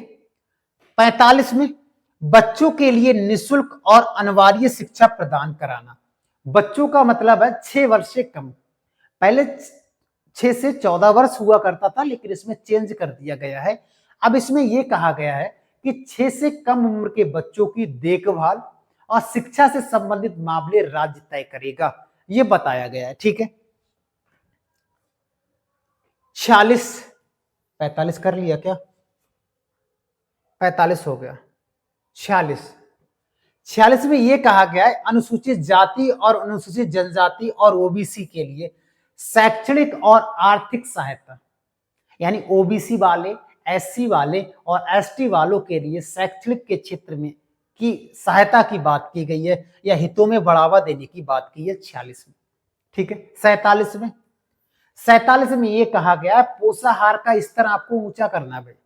आपने देखा होगा जब बच्चे का जन्म होता है तो बहुत सारी चीजें उसको 2-3 साल तक दी जाती हैं सरकार के द्वारा मिनरल्स के रूप में। मिनरल होते हैं जैसे प्रोटीन है, बहुत सारी चीजें नहीं किसी के पास हो पाती हैं तो सरकार उनको प्रोवाइड कराती है, कसार है, दाल है, कई सारी चीजें वहां पर, खजूर वगैरह देती है। तो ये कह रहा है कि पोषाहार का स्तर ऊंचा बढ़ाना और लोक स्वास्थ्य भी ऊंचा बढ़ाना, लेकिन मादक पदार्थों पर रोक लगाई गई है, यानी शराब बंदी। अगर शराब को किसी राज्य में बंद किया जाएगा ना, वो आर्टिकल 47 के तहत ही बंद किया जाएगा, आपको याद रखना है। किसी भी राज्य में दारू बंद करना है तो आर्टिकल 47 लगा देगा, वो तो खत्म हो जाएगा। 48 में यह कहा गया है कृषि और पशुपालन से संबंधित कानून के या प्रशासन या संगठन के बारे में दर्शाया गया है। तो 48 में कृषि और पशुपालन और दुधारू जानवरों का वध पर रोक लगाई गई। जो जानवर जो जानवर दूध देते हैं उनके वध पर रोक लगाई गई है आर्टिकल 48 में। उसका 48 ए में क्या कहा गया, इसमें नहीं लिखा है तो मैं यहां लिख देता हूं, वन्य जीवों की रक्षा करें। सिंपल समझो आप, वन्य जीवों की रक्षा करो, पर्यावरण को स्वच्छ बनाओ, पेड़ लगाओ, पौधे बनाओ, यही सब इसमें बताया गया है, ठीक है। वन्य जीव संरक्षण, वनों को मत काटो, जीवों की रक्षा करो, यही इसमें बताया गया है। और इसको जोड़ा गया है 48 ए को जोड़ा गया है, कब जोड़ा गया है तो आपको पता है 42वां संविधान संशोधन 1976 के द्वारा। 49 क्या कहता है, प्राकृतिक महत्व के स्मारक स्थानों और वस्तुओं का संरक्षण। जो प्रकृति के हिसाब से बहुत पुराने और बहुत पवित्र स्थान है उनका संरक्षण राज्य सरकार के द्वारा किया जाएगा, जिस भी राज्य में है। जैसे आपका ताजमहल हो गया, लाल किला हो गया, और भी ऐसे स्टैचू ऑफ यूनिटी हो गया, कई ऐसे स्थान, कई झीलें, कई मंदिर, बहुत सारी चीजें ऐसी हैं जिनका संरक्षण करना बहुत जरूरी है। तो वो आर्टिकल 49 के तहत उनका संरक्षण किया जाता है। आर्टिकल 50 कहता है न्यायपालिका और कार्यपालिका का पृथक्करण, दोनों अलग अलग काम करेंगे। यानी कार्यपालिका ऐसा कोई कानून प्रस्तुत नहीं करेगी जिससे न्यायपालिका में डायरेक्ट चला जाए, तो दोनों आपस में कभी नहीं मिलेंगे, दोनों अपना काम अलग करेंगे। न्याय वाला न्याय अलग सुनाएगा और कानून बनाने वाला ऐसा कोई कानून नहीं बनाएगा जिससे सीधे वो हाई कोर्ट या सुप्रीम कोर्ट में चला जाए, तो दोनों में अलगाव हो जाएगा, इसमें यही लिखा हुआ है। 50 क्या कहलाता है, अंतरराष्ट्रीय शांति और सुरक्षा को बढ़ावा देना। अंतरराष्ट्रीय शांति रखना है, सुरक्षा को भी रखना है, ऐसा नहीं कि आप किसी भी देश के साथ लड़ जाओ। ये आर्टिकल 51 कहता है। ठीक है, यहां तक याद रखा। उसके बाद इससे पहले मैं कुछ चीजें यहां पर आपको बताना चाहूंगा। ठीक है, मैं यहां पर एक बॉक्स बना रहा हूं, उसमें कुछ चीजें मैं आपको बताऊंगा। जैसे भाग हमने 4 कर लिया, लेकिन भाग 4A नहीं कराया, और इसमें आ जाता है हमारा आर्टिकल 51A। ठीक है, का भी हम यहां लिख सकते हैं एक ही जगह पर। इसमें मूल कर्तव्य के बारे में, किसके बारे में? मूल कर्तव्य के बारे में बताया गया है। और आपको पता है मूल कर्तव्यों को जोड़ा कब गया था? तो 42वें संविधान संशोधन में जोड़ा गया था भैया। कब? 1976 के तहत इनको जोड़ा गया था। अब जोड़ा क्यों गया था? स्वर्ण सिंह समिति की सिफारिश पर जोड़ा गया था भैया। स्वर्ण सिंह समिति की सिफारिश पर जोड़ा गया था, सिफारिश पर जोड़ा गया था। अच्छा, जोड़ा गया था तो कितने थे भाई? तो 10 मूल कर्तव्य थे। कितने? 10 थे मूल कर्तव्य। और वर्तमान में कितने? तो वर्तमान में 11 हैं। अगर मैं यहां कहूं कि वर्तमान में कितने हैं, तो वर्तमान में 11 मूल कर्तव्य हैं। तो जो 11वां मूल कर्तव्य है उसको कब जोड़ा गया था? तो याद रखेंगे 86वां संविधान संशोधन 2002 के द्वारा उसको जोड़ा गया है। एक आर्टिकल मैंने आपको नहीं बताया है, यहीं पर याद रखेंगे, आर्टिकल 21 का ए। आर्टिकल 21 का ए मौलिक अधिकारों में शिक्षा का अधिकार देता है। 6 से 14 वर्ष के बच्चों को निःशुल्क शिक्षा का प्रावधान है, और वो भी 86वें संविधान संशोधन 86वें संविधान संशोधन 2002 के द्वारा उसको जोड़ा गया है। शिक्षा का अधिकार आपको याद रखना है। ठीक है, तो कुछ प्रश्न हमको यहां से याद रखने। अब सीधे बात करेंगे भाग 5 पर। भाग 5 में क्या है? तो संघ की कार्यपालिका यानी केंद्र के बारे में बताया जाएगा, आर्टिकल 52 से और 151 के बीच में। तो सबसे पहले हम आर्टिकल राष्ट्रपति के याद करेंगे। यहां पर जितने भी आर्टिकल लिखे हुए हैं वो राष्ट्रपति के बारे में दर्शाएंगे। आओ देख लेते भैया राष्ट्रपति के बारे में कितने सारे आर्टिकल हैं, और राष्ट्रपति से हमारे एग्जाम में और भी कितने प्रकार से प्रश्न पूछे जाते हैं। ठीक है, चलिए। आर्टिकल 52 क्या कहलाता है? कि भारत का एक राष्ट्रपति होगा, होगा ही होगा भैया। आर्टिकल 52 कहता है राष्ट्रपति होगा भारत का एक, भारत का प्रथम नागरिक राष्ट्रपति होता है ना। 53 क्या कहलाता है? संघ की कार्यपालिका। संघ का मतलब केंद्र की जो कार्यपालिका है उसकी सारी शक्तियां किसमें निहित होंगी? राष्ट्रपति में निहित होंगी। ये 53 बताता है भाई। क्या बताता है? कि संघ की कार्यपालिका की सभी शक्तियां राष्ट्रपति में निहित होती है। तो प्रश्न आएगा कि कार्यपालिका की सभी शक्तियां किसमें निहित होती हैं? संघ की। अगर राज्य की पूछा जाएगा तो राज्यपाल में होंगी भैया। ठीक है। 54 क्या कहलाता है?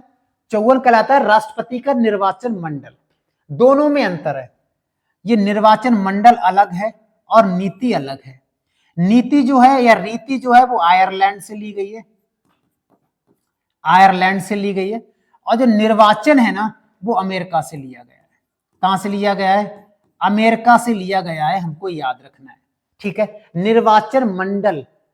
अगर राष्ट्रपति का पद पूछा जाए तो वो ब्रिटेन से लिया गया है, ना कि अमेरिका से लिया गया है। बहुत अच्छे से रिसर्च करेंगे, फिर आप कमेंट करेंगे इसके बारे में। ठीक है, चलिए। तो ये दोनों में अंतर है। अब आप कहोगे निर्वाचन मंडल और निर्वाचन नीति या रीति में क्या अंतर है? कि कौन कौन वोट देगा? विधानसभाओं के सदस्य और लोकसभा और दिल्ली पुदुचेरी के लोग भी, विधानसभा के लोग भी इसमें भाग लेते हैं। नीति अप्रत्यक्ष रूप से वही एकल संक्रमणीय मतदान पद्धति आनुपातिक प्रतिनिधित्व के द्वारा ये चुनाव किया जाता है। अप्रत्यक्ष नीति वही है। ठीक है, एकल संक्रमणीय मतदान पद्धति उसके अनुसार से होता है। तो ये नीति हो गई, ये मंडल हो गए, कौन कौन इसमें भाग लेगा चुनाव में। 56 कहता है पदावधि। राष्ट्रपति की पदावधि कितनी होती है? 5 साल की होती है। 5 लाख सैलरी भी इनको दिया जाता है, 5 लाख के ही होता है।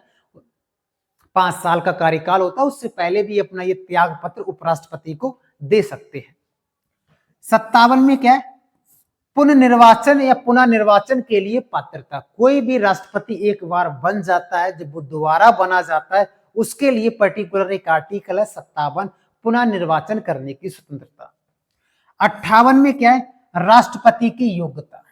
क्या है? राष्ट्रपति की योग्यता के बारे में बताया गया है कि भारत का नागरिक होना चाहिए, 35 वर्ष की आयु पूर्ण कर चुका हो और लोकसभा का सदस्य बनने की योग्यता रखता हो, लोकसभा की, ठीक है, और दिवालिया ना हो, पागल ना हो, लाभ के पद पर ना हो, वगैरह वगैरह, ठीक है। 50 प्रस्तावक होने चाहिए, यही बहुत सारी चीजें हैं भाई। 59 में कहा गया कि पद की क्या क्या शर्तें हैं। मान लेते राष्ट्रपति अपने पद पर नहीं है तो उसका पद कौन संभालेंगे? उपराष्ट्रपति संभालेंगे। कब तक? मैक्सिमम 6 माह तक संभाल सकते हैं, उसके अंदर ही अंदर आपको निर्वाचन कराना पड़ेगा। 61 में महाभियोग, भाई राष्ट्रपति संविधान के अकॉर्डिंग काम नहीं कर रहा है, संविधान में जो बातें कही गई हैं उसके अकॉर्डिंग काम नहीं कर रहा है, तो महाभियोग लगाया जाएगा भाई। महाभियोग के जरिए उसको हटा दिया जाएगा। आर्टिकल 61 में महाभियोग क्या होता है? सबसे पहले राष्ट्रपति, जिस राष्ट्रपति पर महाभियोग लगाया जाएगा तो सबसे पहले उसको 14 दिन पहले नोटिस देना पड़ेगा। 14 दिन का नोटिस दे दिया, उसके बाद किसी भी सदन में उसको लाया जा सकता है और लाने के बाद 1/4 सदस्यों के हस्ताक्षर और 2/3 लोगों का बहुमत होना बहुत जरूरी है, ठीक है।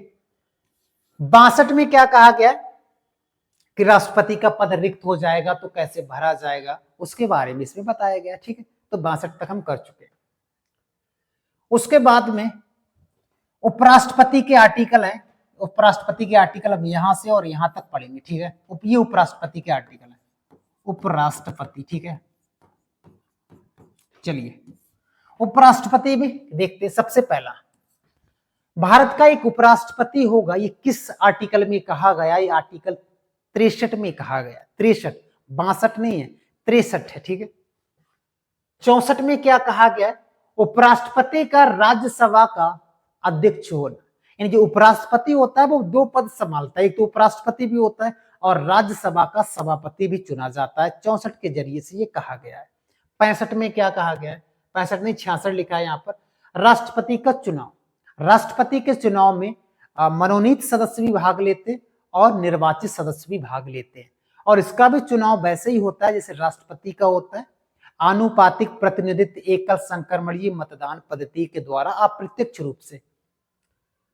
72 में क्या है? राष्ट्रपति को क्षमा दान करने की शक्ति है और ये 5 प्रकार से दी जाती है। मैंने मैराथन वाली क्लास में इसको डिटेल से बताया था, केवल हम यहाँ आर्टिकलों की बात कर रहे हैं। राष्ट्रपति किसी व्यक्ति को क्षमा भी कर सकता है, मृत्यु दंड को माफ भी कर सकता है, एज को मतलब जो भी 10 साल की सजा मिला उसको कम भी कर सकता है। ये प्रावधान आर्टिकल 72 में, यानी क्षमा कर सकता है अगर आपने कोई कांड किया है। 73 में क्या है? संघ की कार्यपालिका का विस्तार, यानी संघ की कार्यपालिका की जितनी भी शक्तियां हैं उनका विस्तार किस आर्टिकल में है? तो आर्टिकल 73 में। ये आर्टिकल कई बार एग्जाम में पूछा गया है, ठीक है। आर्टिकल 74 और 75 नहीं लिखा है यहाँ पर, 74 लिखा है। आर्टिकल 74 और 75 मंत्रिमंडल के लिए है। आर्टिकल 74 और 75। आर्टिकल 74 क्या कहता है? 74 का क्लॉज 1 भी हम कह सकते हैं यहाँ पर, या आर्टिकल 74 भी कह सकते हैं। मंत्रिपरिषद राष्ट्रपति को सहायता या सलाह देगी। तो हम सीधे समझो आर्टिकल 74 का क्लॉज 1 क्या कहता है? राष्ट्रपति को सलाह देने के लिए एक मंत्रिपरिषद होगी, राष्ट्रपति को सलाह देने के लिए एक मंत्रिपरिषद होगी और जिसका प्रधान कौन होगा? प्रधानमंत्री होगा। तो देखो डायरेक्ट नहीं तो इनडायरेक्ट ये कहा गया जो जो प्रधानमंत्री कहेंगे वो राष्ट्रपति यहाँ पर करेंगे, ठीक है। 74 में 75 क्या कहता है? यहाँ 75 नहीं लिखा है तो मैं यहाँ लिख देता हूं। आर्टिकल 75 कहता है अन्य मंत्रियों के बारे में उपबंध, के बारे में उपबंध की बात की गई है। इसका मतलब ये है, इसमें ये कहा गया, इसी का क्लॉज है 75 का, इसमें ये कहा गया है कि राष्ट्रपति की नियुक्ति, प्रधानमंत्री की नियुक्ति राष्ट्रपति के द्वारा और अन्य मंत्रियों की नियुक्ति भी राष्ट्रपति के द्वारा ही की जाती है, लेकिन प्रधानमंत्री की सलाह से। नहीं समझे? फिर समझो। ये कहा गया कि प्रधानमंत्री की नियुक्ति राष्ट्रपति करता है और अन्य मंत्रियों की नियुक्ति भी राष्ट्रपति करता है, लेकिन प्रधानमंत्री की सलाह से, ठीक है, याद रखेंगे। क्षेत्र क्या कहता है? भारत के लिए एक महान्यायवादी, attorney general of India Bharat का एक महान्यायवादी होगा। ये भारत सरकार का सबसे बड़ा सलाहकार या कानूनी सलाहकार होता है या विधि अधिकारी होता है, हम ये कह सकते हैं, या सबसे बड़ा वकील होता है। ये किसी भी न्यायालय में जाकर बैठ सकता है, बोल सकता है। संसद के किसी भी सदन में बैठकर बोल सकता है, लेकिन कहीं भी ये वोट नहीं दे सकता, अपना मत रख सकता है, वोट नहीं दे सकता। ठीक है। 79 में संसद का गठन होगा। जैसे आपको पता है संसद के 2 सदन, लोकसभा और राज्यसभा होती है, और संसद के 3 अंग होते, लोकसभा और राज्यसभा और प्रधानमंत्री। ठीक है। तो 79 में संसद, 80 में राज्यसभा और 81 में लोकसभा। ठीक है, सरल। तभी तो हम ट्रिक याद रखते हैं, साराला सरल। सा में 79, 80 और 81, 3 आर्टिकल ऐसे ही याद हो गए। ठीक है, लोकसभा का गठन, राज्यसभा का गठन। ठीक है, आगे हम देखेंगे लोकसभा राज्यसभा के बारे में। 83 में क्या कहा गया, संसद के सदनों की अवधि, जो ये सदन है ना, लोकसभा और राज्यसभा, इनकी अवधि कितनी होगी भाई? तो राज्यसभा की अवधि होती है 6 वर्ष और लोकसभा की अवधि होती है 5 वर्ष। लेकिन लोकसभा 5 वर्ष से पहले भी भंग की जा सकती है, खत्म किया जा सकता है। ठीक है। 87 में क्या है, राष्ट्रपति का विशेष अभिभाषण। विशेष ये अभिभाषण जैसे नई सरकार बनती है, प्रथम सत्र प्रस्तुत होता है, तब ये भाषण दिया जाता है राष्ट्रपति के द्वारा, जिसे विशेष अभिभाषण के रूप में जाना जाता है। 86, 93 लोकसभा के अध्यक्ष और उपाध्यक्ष का जो चुने जाते हैं, वो कैसे चुने जाते हैं? तो आपस में ही चुन लेते हैं, उसके लिए कोई वोट वगैरह नहीं पड़ता, आपस में एक व्यक्ति को खड़ा, 2 व्यक्ति को खड़ा कर देते हैं। और 93 में 105 कहता है सदन की शक्तियां और विशेषाधिकार, जो भी इनके सदन है, लोकसभा और राज्यसभा, इनके विशेषाधिकार, इनकी शक्तियों के बारे में आर्टिकल 105 बताता है, हमको याद रखना है। ठीक है, नेक्स्ट बढ़ते हैं, आगे बढ़ते हैं। आर्टिकल 108, आर्टिकल 108 कहता है संयुक्त बैठक, राष्ट्रपति दोनों सदनों की संयुक्त बैठक को बुला सकता है आर्टिकल 108 के तहत। लेकिन अध्यक्षता कौन करता है? लोकसभा स्पीकर करता है, लोकसभा अध्यक्ष करता है, हमको याद रखना है। दोनों बैठकों को बुला सकता है, संयुक्त बैठकों को बुला सकता है राष्ट्रपति, लेकिन अध्यक्षता लोकसभा स्पीकर या लोकसभा अध्यक्ष करता है, हमको याद रखना है। 109 धन विधेयक के संबंध में विशेष प्रावधान। धन विधेयक कहां पेश होना चाहिए, कहां? धन विधेयक हमेशा लोकसभा में पेश होता है। धन विधेयक को पुनर्विचार के लिए कभी नहीं भेजा जा सकता, याद रखेंगे, या तो उसको पास किया जाएगा या उसको निरस्त खत्म कर दिया जाएगा। धन विधेयक 110 कहता है धन विधेयक की परिभाषा, ये आर्टिकल बहुत पूछा जाता है। और 112 वार्षिकीय वित्तीय विवरण, विवरण, ठीक है, विवरण। याद रखेंगे, बजट शब्द का उल्लेख हमारे संविधान में कहीं भी नहीं लिखा हुआ है, इस बात का हमको याद रखना है।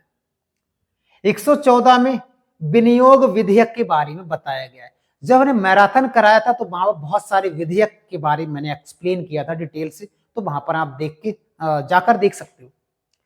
आर्टिकल 123, आर्टिकल 123 ये कहता है कि राष्ट्रपति अध्यादेश जारी कर सकता है। अब आप कहोगे सर अध्यादेश क्या होता है? और सबसे पहले अध्यादेश जारी करने की शक्ति वायसराय को दी गई थी 1861 ईस्वी में। उसके बाद में 1935 का जो भारत सरकार अधिनियम आया था या भारत परिषद अधिनियम आया था, उसके द्वारा से यहाँ पर लिया गया है। ठीक है, उसके द्वारा से यहाँ पर अध्यादेश देखने को मिलता है। अध्यादेश का मतलब है जिस संसद में कोई सत्र नहीं चल रहा है और अवकाश है या सत्र नहीं चल रहा है और इमरजेंसी हमको कोई कानून बनाना है या कानून को रद्द करना है या कानून को बदलना है या कुछ भी करना है, इमरजेंसी कोई जरूरत पड़ जाती है, तो अध्यादेश राष्ट्रपति ला सकता है आर्टिकल 123 के तहत। ठीक है, ला सकता है। अगर आपसे ये पूछा जाए कि राज्यपाल ला सकता है अध्यादेश, बिल्कुल ला सकता है। दोनों के आर्टिकल हमको याद रखने, जैसे राष्ट्रपति का ये आर्टिकल है तो 2 हमने यहाँ लिख दिया, 1 यहाँ लिख दिया, 3 यहाँ लिख दिया। तो ये 213 वाला है ना, ये राज्यपाल वाला है, ये राज्यपाल अध्यादेश जारी करेगा आर्टिकल, और ये राष्ट्रपति वाला है। ठीक है, उसके बाद सुप्रीम कोर्ट के जितने आर्टिकल है उनकी बात करेंगे। अब सुप्रीम कोर्ट वाले आर्टिकल आ जाते हैं, यहाँ पर सुप्रीम कोर्ट की बात होगी।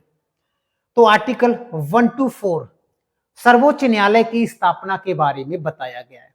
अब आप कहो सर्वोच्च न्यायालय, ऐसे तो हाई कोर्ट भी होगा, ये सुप्रीम कोर्ट है, हाई कोर्ट भी होगा, तो हाई कोर्ट का आर्टिकल कौन सा है, तो ये देख लेते हैं। जैसे 124 में क्या है, आप कहोगे सर सुप्रीम कोर्ट है, 2 को हमने यहाँ लिखा, 1 को यहाँ लिखा, 4 को यहाँ लिखा। 214 में क्या है, तो आप कहेंगे हाई कोर्ट भैया। ठीक है, ऐसे याद रखोगे। आगे बढ़ते हैं। 25 में क्या है, न्यायाधीशों का वेतन। न्यायाधीशों का वेतन कितना होना चाहिए ये मैं आपको बता रहा हूं, आप ध्यान से सुनिएगा। अगर सुप्रीम कोर्ट का मुख्य न्यायाधीश है तो 2,80,000, और सुप्रीम कोर्ट के अन्य न्यायाधीश हैं तो 2.5 लाख। हाई कोर्ट का मुख्य न्यायाधीश है, हाई कोर्ट का मुख्य न्यायाधीश तो 2.5 लाख, और हाई कोर्ट के अन्य न्यायाधीश हैं तो 2,25,000 सैलरी हो जाएगा। ठीक है। आर्टिकल 126 में है कार्यवाहक मुख्य न्यायाधीश की नियुक्ति। मान लेते हैं जो मुख्य न्यायाधीश है उसकी मृत्यु हो जाती है, या छुट्टी पर है, या किसी कारण बस पद पर नहीं है भाई, तो कार्यवाहक के रूप में चुना जा सकता है, किसी व्यक्ति को चुना जा सकता है। यही बताया गया है। जैसे प्रधानमंत्री की डेथ हो जाए या किसी भी की डेथ हो जाए तो कार्यवाहक प्रधानमंत्री बनाया जाता है ना, उसी प्रकार से यहाँ पर देखने को मिलता है। 27 में तदर्व न्यायाधीशों की नियुक्ति। इमरजेंसी में भाई आपके पास न्यायाधीश नहीं है तो आप इमरजेंसी में हाई कोर्ट के न्यायाधीशों को ला सकते हो भाई। इमरजेंसी में तदर्व न्यायाधीशों की नियुक्ति, कहीं बेंच लगना है और न्यायाधीश है ही नहीं, गढ़पूर्ति है ही नहीं, तो इमरजेंसी के लिए ये आर्टिकल है 27 वाला। 128 में कहा गया है सर्वोच्च न्यायालय की बैठक में सेवानिवृत्त न्यायाधीशों की उपस्थिति। उसमें कहा गया है जो रिटायर हो चुके हैं न्यायाधीश उनको भी ला सकते हो भाई, उनको भी, क्योंकि उनका हुनर बहुत तगड़ा है भाई। तो रिटायरमेंट जो ले चुके हैं वो भी यहाँ पर सुप्रीम कोर्ट में आ सकते हैं। वो कौन सा आर्टिकल है भाई, 28 वाला।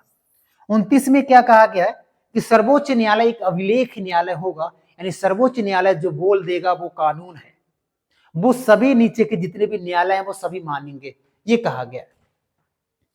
36 में सर्वोच्च न्यायालय में अपीली के लिए विशेष अनुमति। तो सर्वोच्च न्यायालय के लिए अनुमति, विशेष अनुमति किस आर्टिकल में, 36 में, 136। 37 में सर्वोच्च न्यायालय द्वारा निर्णय या आदेश की समीक्षा।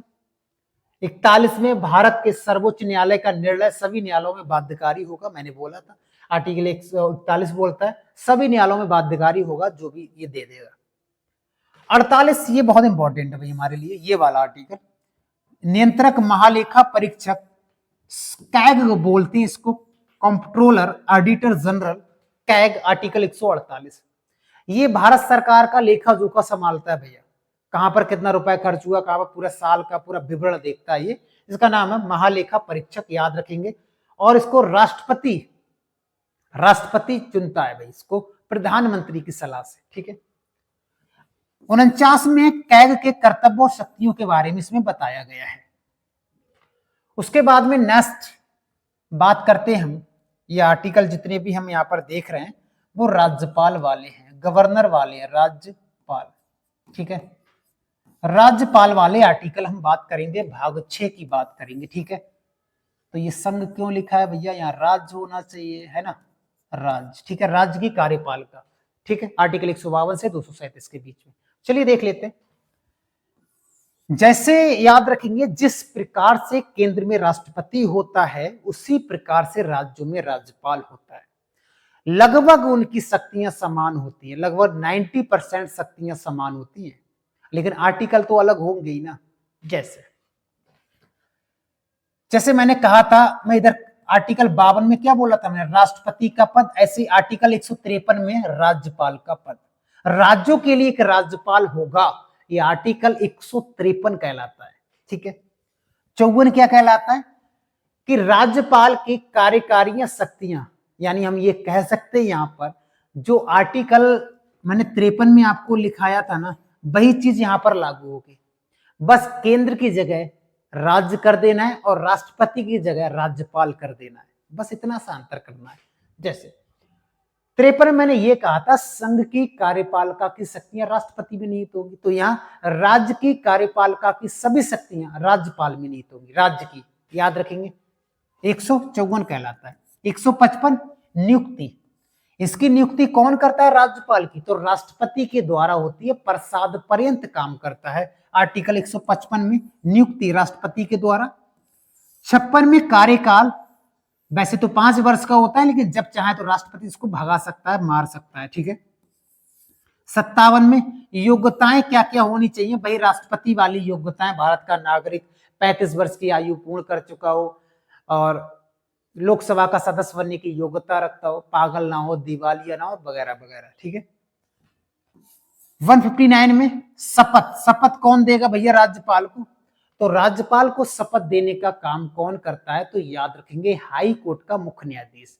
कौन? हाई कोर्ट का मुख्य न्यायाधीश।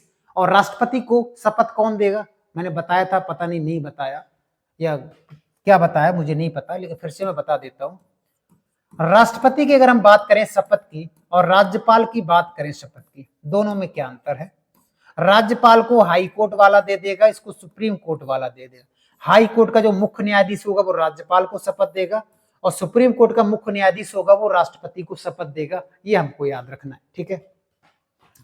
आर्टिकल 161 में राज्यपाल की क्षमादान की शक्ति, जैसे 72 बताया था राष्ट्रपति को क्षमादान की शक्ति, उसी प्रकार से राज्यपाल को भी क्षमादान की शक्ति है, लेकिन पूर्ण रूप से क्षमा नहीं कर सकता ये।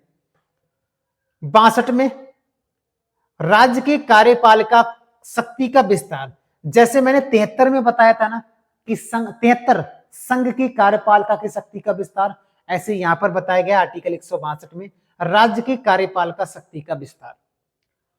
163 में राज्य, ये जैसे ये आर्टिकल मैंने आपको बताया था 74 वाला और आर्टिकल 75 बताया था ना, वो ठीक इसी में वो ही सेम बातें हैं, बस राष्ट्रपति की जगह राज्यपाल करना है, प्रधानमंत्री जगह सीएम कर देना है।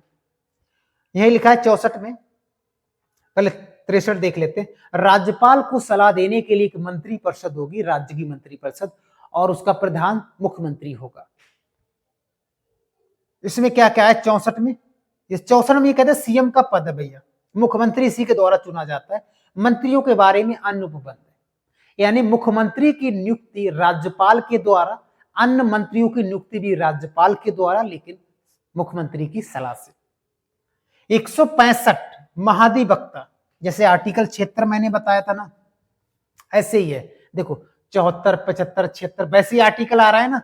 ये 73 मैंने बताया था, ये 72 बताया था ना, ये 60 बताया था, उन्हीं के बारे में सब सेम बातें, बस थोड़ा सा यहां से अंतर है। अगर इसको समझ गए ना तो बहुत इजी है पॉलिटी। ये जैसे महान्यायवादी की जितनी शक्तियां बताई थी, ऐसे ये भी राज्य का सबसे बड़ा कानूनी सलाहकार, वकील, ये सब होता है। उसके बाद में बात करेंगे हम विधानमंडल की। किसकी बात करेंगे? विधानमंडल। यहां पर विधानमंडल, ये आर्टिकल विधानमंडल के ही है, ठीक है। ये आर्टिकल कहां तक है? विधानमंडल के हैं यहां तक। चलो, आर्टिकल 168 कहता है राज्यों के लिए विधानमंडलों का गठन। हर राज्य के पास में एक विधानमंडल होगा जहां से विधान बनता है या कानून बनता है, ठीक है। 168 में 169 में विधान परिषदों का गठन, दोनों में अंतर है भैया। ये परिषद का गठन और ये परिषद की संरचना, दोनों में अंतर है।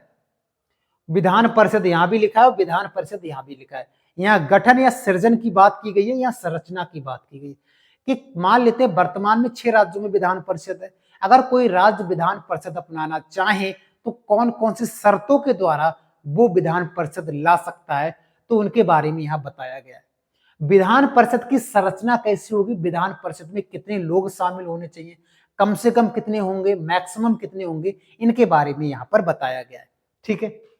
70 में विधानसभा की संरचना के बारे में बताया गया कि विधानसभा होगी और इसके बारे में बताया गया है। जैसे संसद के 2 सदन होते हैं, ऐसे विधानमंडल के भी 2 सदन यहाँ पर देखने को मिलते हैं, लेकिन हर किसी राज्य में 2 सदन नहीं होते। कुछ राज्य में विधान परिषद और विधानसभा दोनों है, और कुछ राज्य और सभी राज्यों में विधानसभा, तो सभी राज्यों में ऐसे कह सकते हैं। 172 में अवधि कितनी है विधानमंडलों की, यानी विधानमंडल में जो सदन है उनकी अवधि कितनी है, तो सेम वही है। जो विधानसभा है ना, इनकी 5 वर्ष होती है और विधान परिषद की 6 वर्ष होती है। विधानसभा को भंग भी किया जा सकता है, लेकिन विधान परिषद को भंग नहीं किया जा सकता। 173 में राज्य के विधानमंडल में सत्र, सत्रावसान या विघटन, यानी राज्य का जो विधानमंडल है उसमें सत्र को बुलाना, सत्र को समाप्त करना और सत्र का विघटन करने वाला आर्टिकल कौन सा है? 73 है। 176 में विशेष अभिभाषण।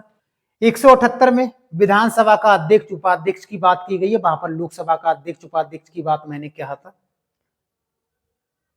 182 में विधान परिषद के सभापति उपसभापति की बात कही गई है।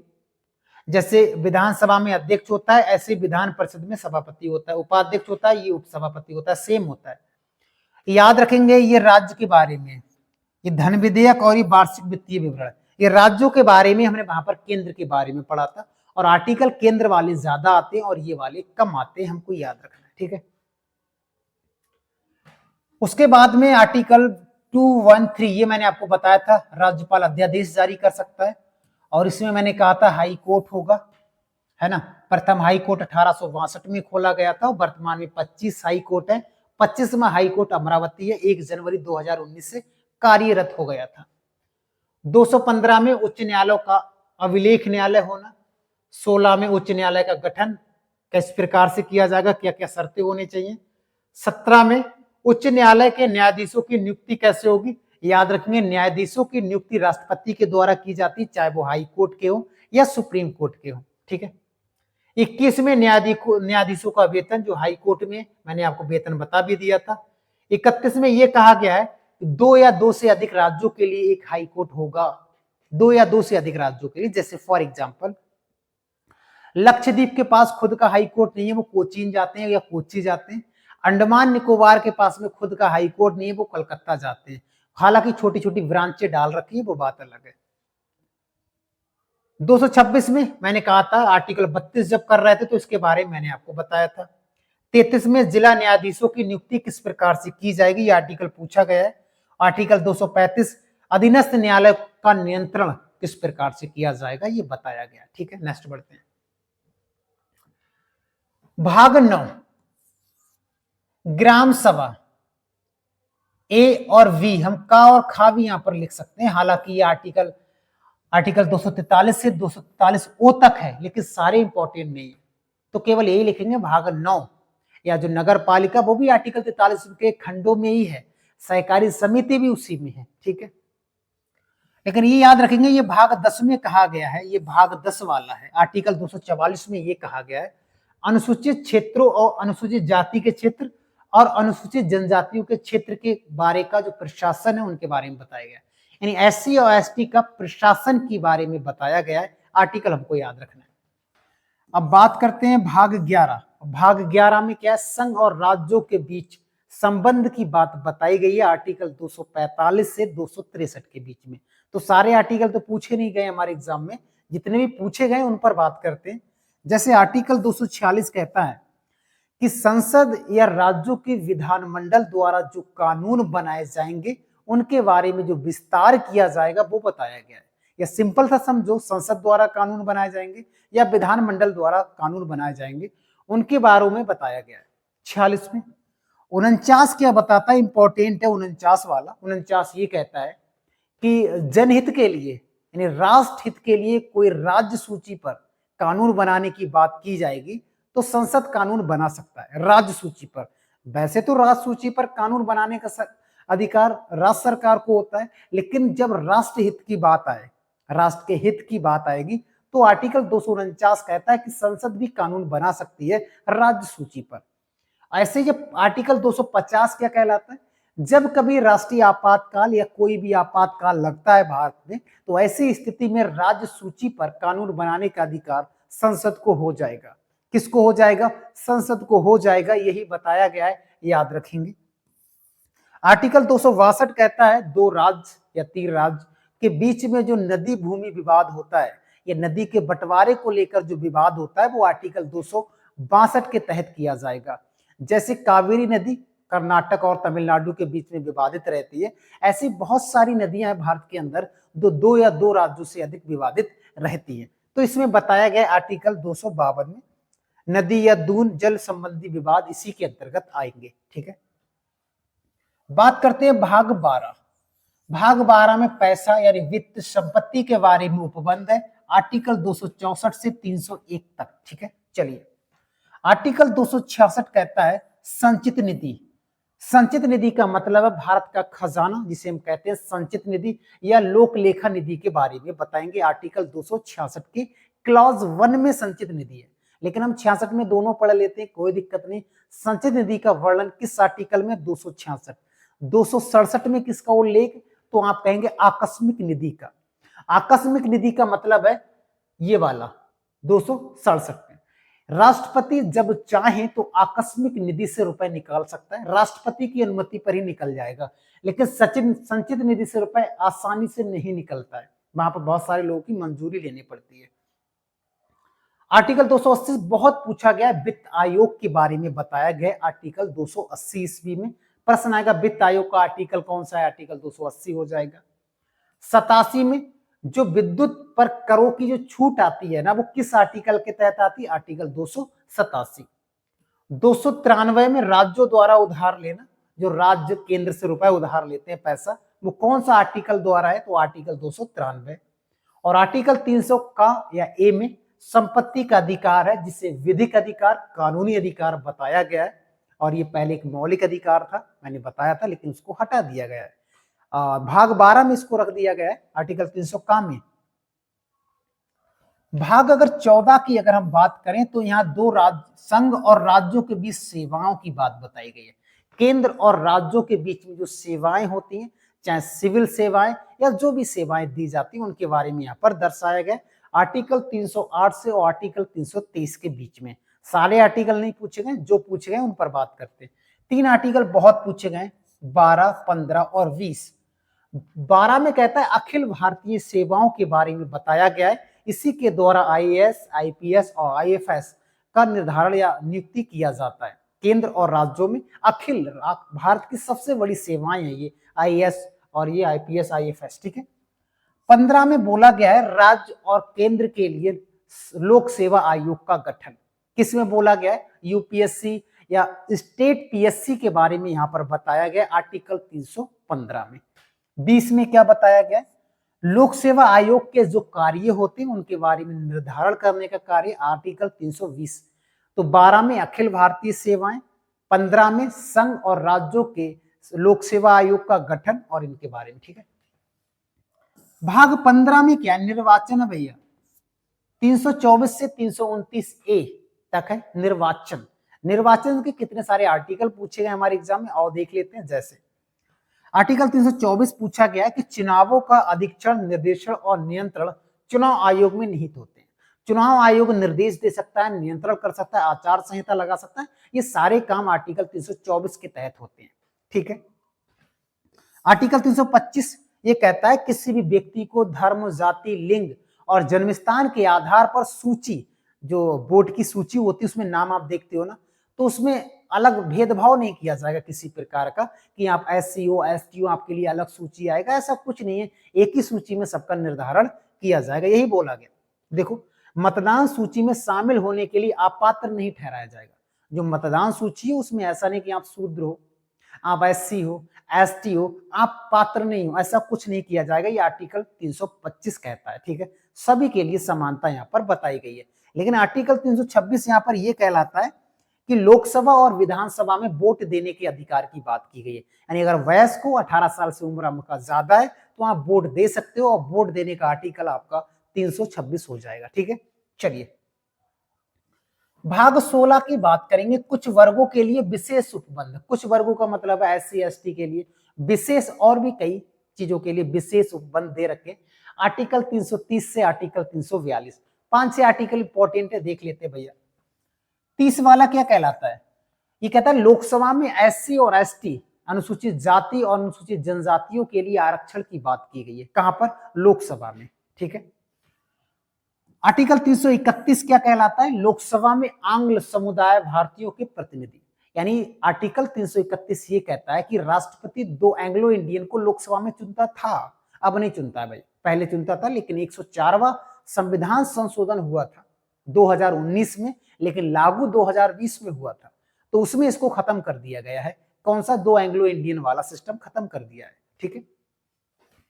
ये वाला और ये वाला दोनों बात एक ही है, बस यहाँ पर क्या है, लोकसभा और यहाँ विधानसभा है। यहाँ केंद्र की बात की गई, यहाँ राज्यों की बात की गई है। तो यहाँ विधानसभा में एससी एसटी के लिए आरक्षण दिया गया है, बात सेम है, बस विधानसभा और लोकसभा का अंतर है, बाकी दोनों बातें सेम है।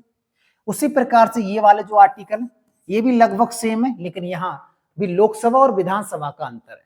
जैसे राष्ट्रपति 2 एंग्लो इंडियन को, ऐसे राज्यपाल 1 एंग्लो इंडियन को विधानसभा में चुनता था, तो वो भी खत्म कर दिया गया है। 104वां संविधान संशोधन हुआ था 2019 में पारित और लागू हुआ था 20 में। ठीक है, चलिए तो आर्टिकल बहुत पूछा, एंग्लो इंडियन वाली, ये दोनों बहुत पूछे जाते हैं। आर्टिकल 338 राष्ट्रीय अनुसूचित जाति और जनजातियों के आयोग के बारे में बताया गया है। आयोग का गठन किया जाएगा 338 में, चाहे एससी के लिए चाहे एसटी के लिए। 40 पिछड़े वर्गों की स्थितियों की जांचने के लिए आयोग की नियुक्ति किया जाएगा, पिछड़े वर्गों के लिए आर्टिकल 340। 41 में एससी के लिए पर्टिकुलर है और 42 में एसटी के लिए पर्टिकुलर आर्टिकल है, आपको याद रखना है। ठीक है, भाग 17 में क्या है, भाषा। आपको पता है जब संविधान लागू हुआ था तो 14 भाषा थी, वर्तमान में 22 भाषाएं।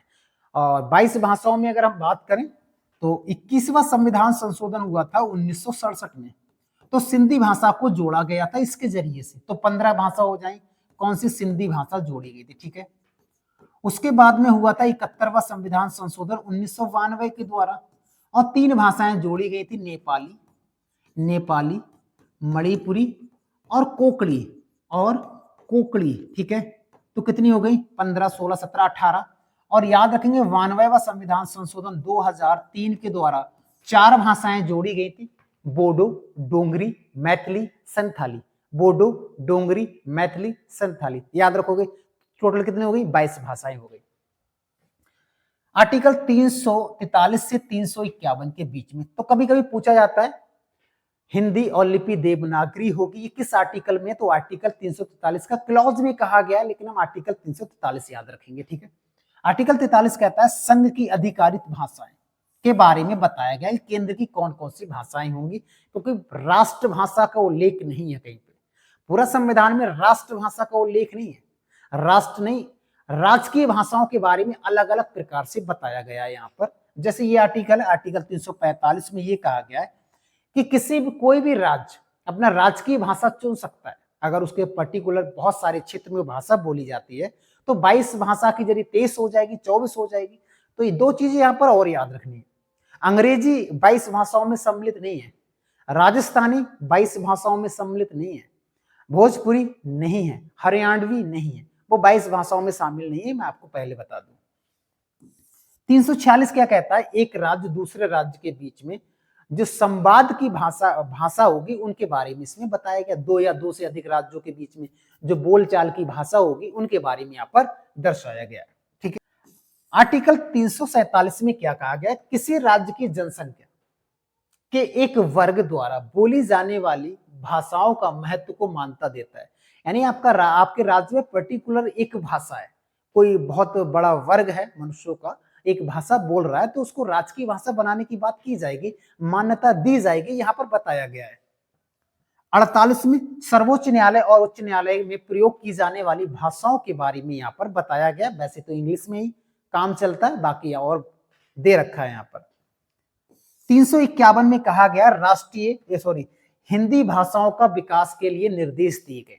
आर्टिकल 351 क्या कहता है कि हिंदी भाषा का लगातार विकास किया जाए, ये आर्टिकल 351 कहता है। तो यहाँ पर आर्टिकल देख लिए कुछ। बात करेंगे भाग 18। भाग 18 में आपातकाल के बारे में बताया गया, और आपको पता है 3 प्रकार से आपातकाल लगता है, एक राष्ट्रीय आपातकाल, राष्ट्रपति शासन और वित्तीय आपातकाल। तीनों के आर्टिकल पहले देखते हैं। एक तो आर्टिकल ये बहुत इंपॉर्टेंट है, एक आर्टिकल हमारा 56 वाला इंपॉर्टेंट है, और एक ये वाला। ये 3 आपातकाल, ये वित्तीय आपातकाल जो आज तक नहीं लगा है, और राज्य आपातकाल या राष्ट्रपति शासन हम कह सकते हैं। राष्ट्रपति शासन बहुत बार लग चुका है, पहली बार पंजाब में लगा था 1951 ईस्वी में। और आपातकाल 3 बार लग चुका है अब तक। कितनी बार? 3 बार लग चुका है, याद रखेंगे। किस आर्टिकल में? आर्टिकल 352 में। 58 में और 59 में क्या कहा गया? 58 में ये कहा गया जब भी आपातकाल लगेगा तो सबसे पहले आर्टिकल 19 अपने आप भी स्वतः ही खत्म हो जाएगा। कभी भी लगे तो आर्टिकल 19 स्वतः ही खत्म हो जाएगा, जरूरी नहीं है कि बोलना पड़ेगा कि आर्टिकल 19 खत्म हो जा, नहीं, जैसे ही आपातकाल लगेगा वैसे आर्टिकल 19 स्वतः ही समाप्त हो जाएगा। लेकिन आर्टिकल 2 कभी समाप्त नहीं होते, 20 और 21। आर्टिकल 359 कहता है जब आपातकाल लगता है तो राष्ट्रपति बहुत सारे मौलिक अधिकारों को निलंबित भी कर सकता है, राष्ट्रपति निलंबन भी कर सकता है, लेकिन आर्टिकल 20 और 21 को नहीं करेगा, ये इसमें बताया गया। ठीक है, अन्य अनुच्छेदों की बात मैं यहां पर कर दूं। अनुच्छेद 361 मैंने आर्टिकल 14 आपको बताया था, विधि के समक्ष समानता। तो मैंने कहा था राज्यपाल और राष्ट्रपति को संरक्षण की बात की गई है, वो आर्टिकल 361 में है। आर्टिकल 368 संविधान संशोधन की शक्ति राष्ट्र वो संसद के पास में। संविधान संशोधन कहां से लिया गया है, तो आप कहेंगे अफ्रीका से लिया गया, दक्षिण अफ्रीका से लिया गया है, और ये शक्ति संसद के पास में होती है। और संविधान संशोधन का भाग कौन सा है, ये वाला भाग, तो ये भाग है 20। ठीक है, ये भाग कौन सा है, ये भाग 20 में बताया गया है, जो वर्तमान में 106 संविधान संशोधन हो चुके हैं। आर्टिकल 370 पूर्ववर्ती जम्मू कश्मीर राज्य का अस्थायी प्रावधान था, तो कहा जा रहा है कि आर्टिकल 370 समाप्त हो गया, बिल्कुल हो गया, लेकिन इसका एक खंड आज भी है। आर्टिकल 371 का ए नागालैंड राज्य के संबंध में विशेष प्रावधान है, और आर्टिकल 371 जे में हैदराबाद कर्नाटक क्षेत्र के लिए विशेष दर्जा दिया गया है। ठीक है, तो हमने आर्टिकल लगभग 1 से 195 तक जो हमारे लिए बहुत इंपॉर्टेंट थे, और यहां से जो जितने आर्टिकल मैंने आज कराए हैं, ये किसी ना किसी एग्जाम में आज तक पूछे गए। ऐसा कोई सिंगल आर्टिकल नहीं था जो मैंने ऐसे ही करा दिया। ठीक है, बहुत शानदार तरीके से ये सारे आर्टिकल थे कंप्लीट। अब ये पीडीएफ कहां से मिलेगा, कैसे इसको डाउनलोड करेंगे, तो आप टेलीग्राम पर सर्च करेंगे GSY विष्णु सर, अब वहां पर आपको मिल जाएगा, पीडीएफ मिल जाएगा, डाउनलोड कर लेना और याद कर जाना। जिस प्रकार से मैंने एक्सप्लेन किया है ना, अगर आप पॉलिटी के 2 पार्ट देख लेते हो, पार्ट 1 और पार्ट 2, मैंने मैराथन कराया था, और जब पूरा पॉलिटी दोनों पार्ट में पूरा करा दिया है। अगर आप कोई भी एग्जाम देने जाते हैं, दोनों पार्ट देख कर जाओ, आपको निराशा हासिल नहीं होगा, ये मैं आपको वादे से कह सकता हूं। ठीक है, और चैनल पर नए हो तो चैनल को सब्सक्राइब भी कर सकते हो। ठीक है, बाकी मिलते हैं। आप कमेंट करके जरूर बताना भाई, सबसे मेन है कमेंट, सब्सक्राइब करना भी जरूरी नहीं है भाई, बहुत सारे लोग जुड़ रहे हैं, लेकिन कमेंट जब आप करोगे तो और मजा आएगा, एनर्जी के साथ दोबारा आएंगे आपके सामने, और कमेंट करके बताना अब कौन सा सब्जेक्ट स्टार्ट किया जाए। ठीक है, बाकी मिलते हैं नेक्स्ट वीडियो में। आज के लिए इतना ही, आपके लिए बहुत सारी शुभकामनाएं। आर्टिकल याद हो जाएंगे, थोड़ा सा मेहनत लगाएगा, थोड़ा सा 2 4 10 बार, ज्यादा नहीं, 4 5 बार वीडियो देख लोगे तो आपके जहन में घुस जाएगा, या डाउनलोड कर लेना और जहां भी जा रहा है कान में लगा लेना। मैं बोलता जाऊंगा आर्टिकल 14 में क्या, आर्टिकल 18 20 50 जो भी है ना, मजा आ जाएगा। बाकी मिलते हैं नेक्स्ट वीडियो में, आज के लिए इतना ही। जय हिंद। ठीक है।